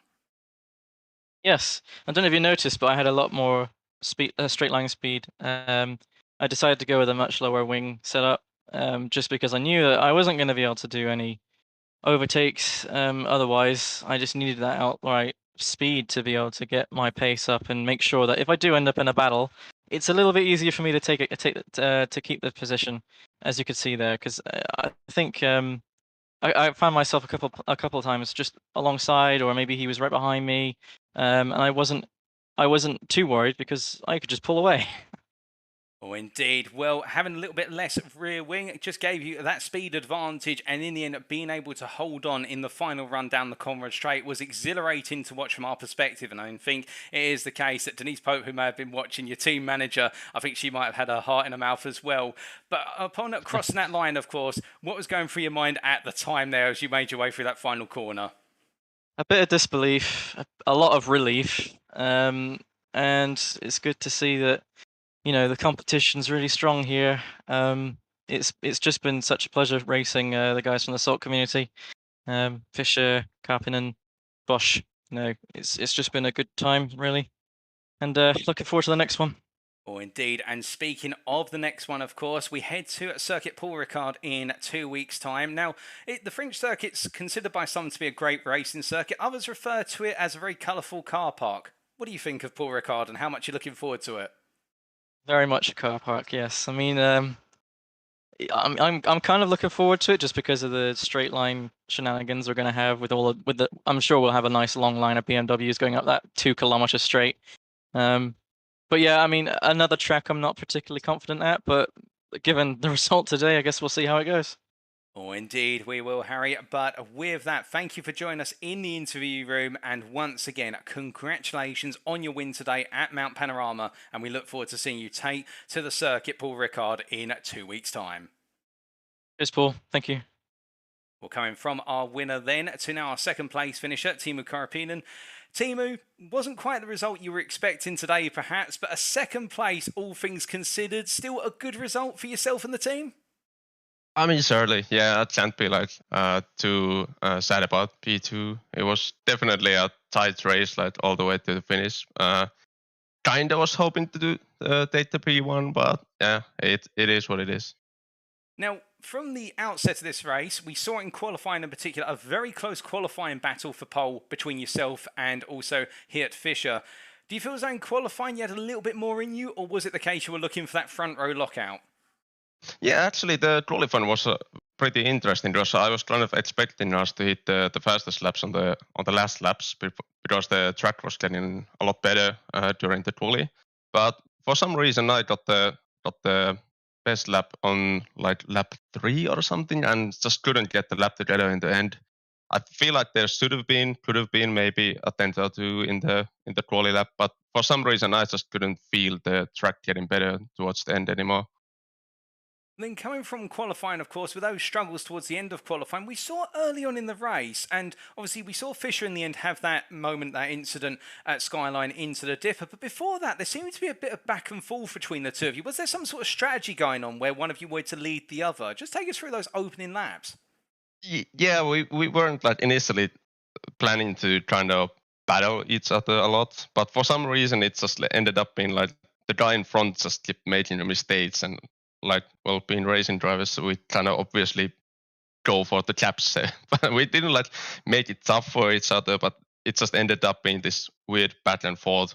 No, you go first. No, you go first kind of deal. But yeah, in the end, it then ended with Fisher kind of winning it. So that was unfortunate, but it was fun little like mini battle up until then.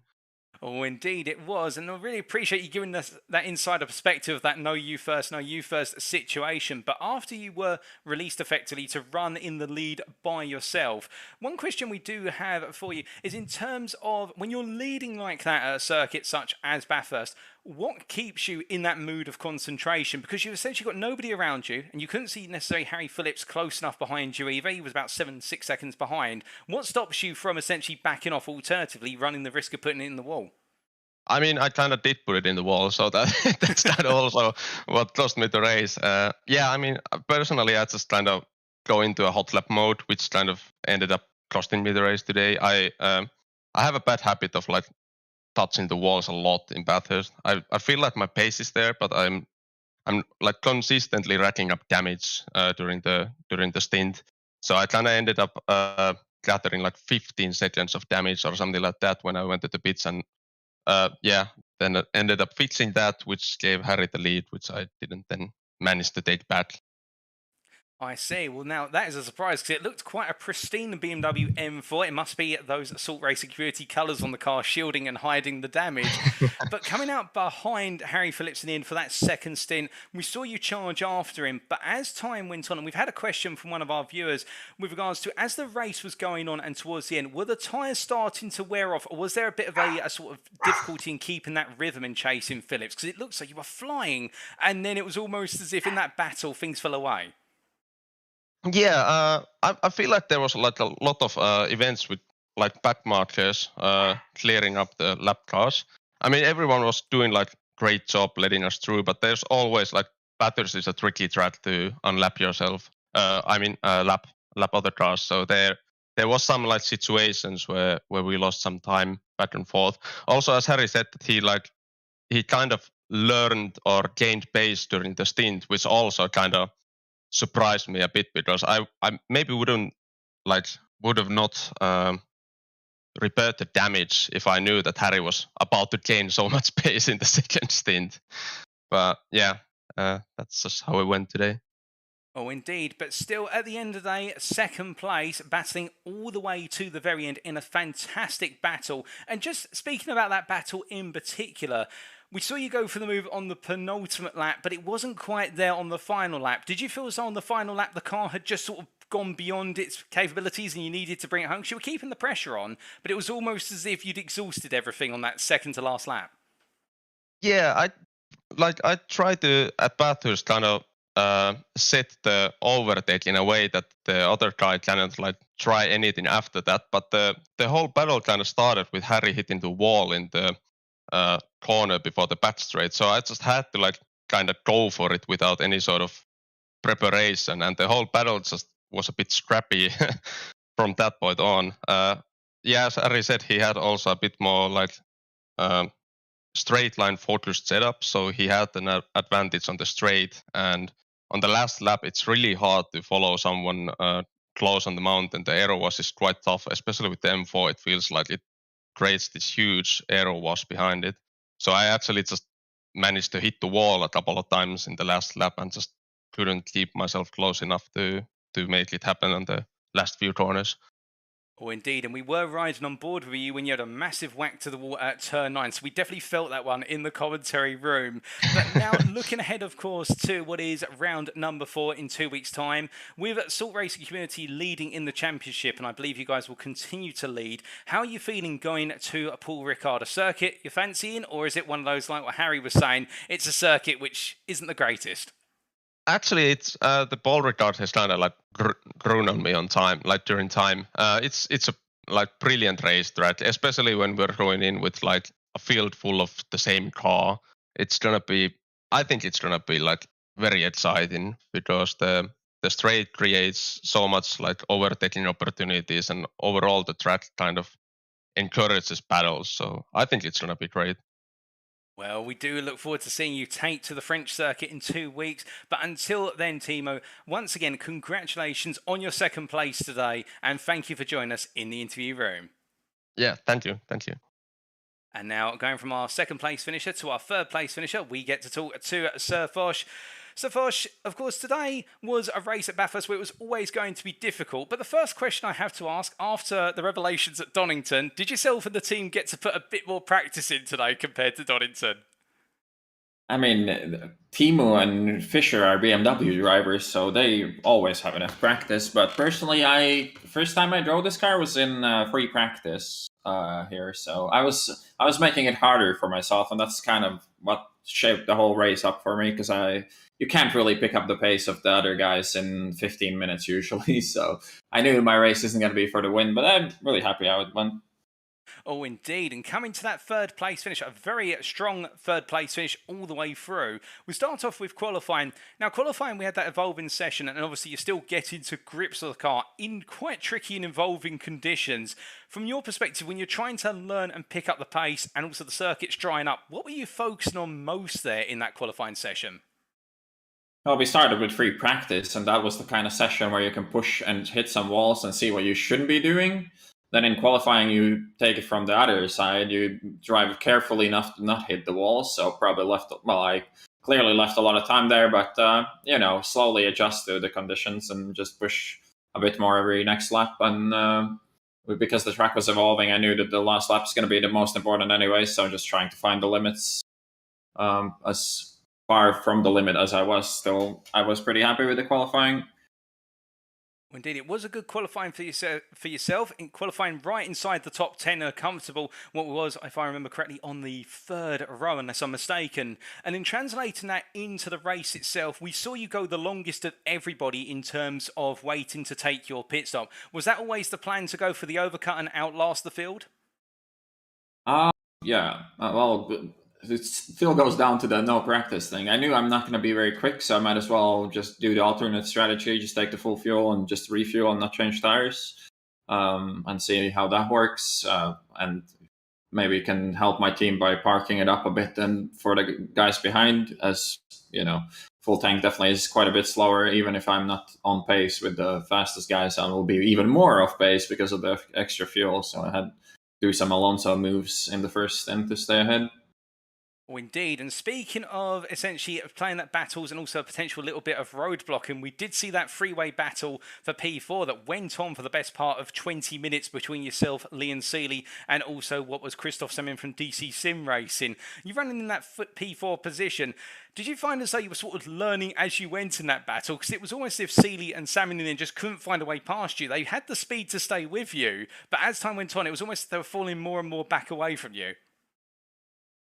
Over time, I definitely found some extra pace. I just still can't believe how much on rails this car is here. After driving the Ferrari here, you can push this a lot more than I expected. And my second stint wasn't actually that much slower than the first one, even though I ran on the same tire. So I definitely picked up extra pace. And if we were to do this again, I probably would choose the other strategy and actually maybe run for the win together with Timo and Harry. But the race really evolved for me over time. And the battles here, I mean, as long as you get the good first elbow, you can still defend yourself relatively comfortably by the end of the straight. And the mountain is just really difficult to do anything on for overtaking.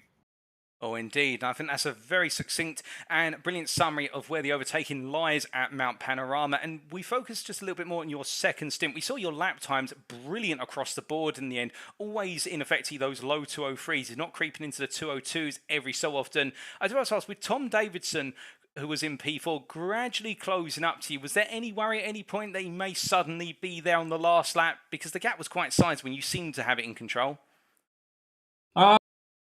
Was mostly controlled. I mean, I had 7 seconds, I think, when I left the pits, and I knew I'm going to be slower, obviously, because they're old tires, but I was mostly comfortable. If he didn't make any mistakes and did the pace that he was on, he was like doing some low twos and maybe even ones at some point. If he drove the whole time like that, it would have been close, but he was inconsistent. Meanwhile, I was generally doing mid twos in the second stint. So as long as he stayed inconsistent, I knew I had it in the bag. And like last 3 laps, I knew I could just, take it easy and not bin it, because it's hard to lose over a second a lap here, even if with the old tires. So I knew it was relatively safe by then. Indeed, but that makes it now 2 third-place finishes back-to-back, and heading to Circuit Paul Ricard in 2 weeks' time. How are you feeling for the French circuit? Oh, it's definitely way more comfortable there. And first of all, it's not that deadly, and I like the track. I'm one of those weird people who actually like it. Maybe not when everyone's in the same car, but I've never done that actually before, so that's going to be interesting. But I do like the different approaches you can take on the track with the high downforce, the low downforce, and so on. I do like the track, so I'm looking forward to it. Oh, indeed, and we'll look forward to seeing you take to Circuit Paul Ricard in 2 weeks' time with your teammates from the Salt Racing community. But with that, congratulations on the 3rd place today, and thank you for joining us once again in the interview room, Sir Fosh. Cheers.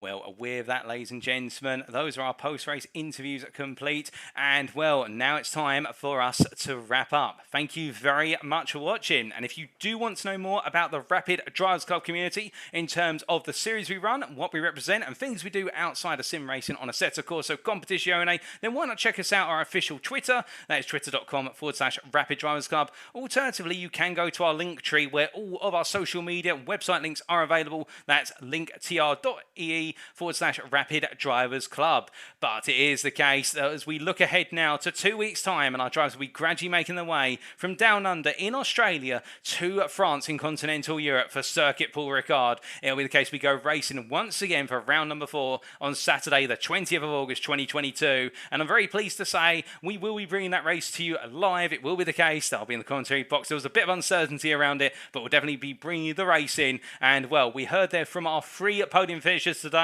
One of them regarding it as a car park, one of them regarding it as a circuit they've grown to love, and one of them regarding it as a circuit. It'll be very interesting when we're all in the same car, but with all different setups. And, well, we'll have to wait and see how Paul Ricard favours our drivers. Salt Community Racing had another brilliant day today at what was Mount Panorama and have added sizably to their points tally. But you can imagine with Wild Things Racing getting in 2 very solid results as well, a win and also a P5, and DC Sim Racing not too far behind. The championship now is going to tighten, and Salt Community Racing will have to continue to try and deliver round after round. But we're going to have to see how it all goes down as we move into the second half of the season, and you won't want to miss it. But until then, ladies and gentlemen, thank you very much for watching. We have been the Rapid Drivers Club. I have been your host, Paul at TX141 Walsh, also known as Britain a Spit. And until next time, remember to stay safe, stay smiling, stay positive, but most importantly, remember to stay on track.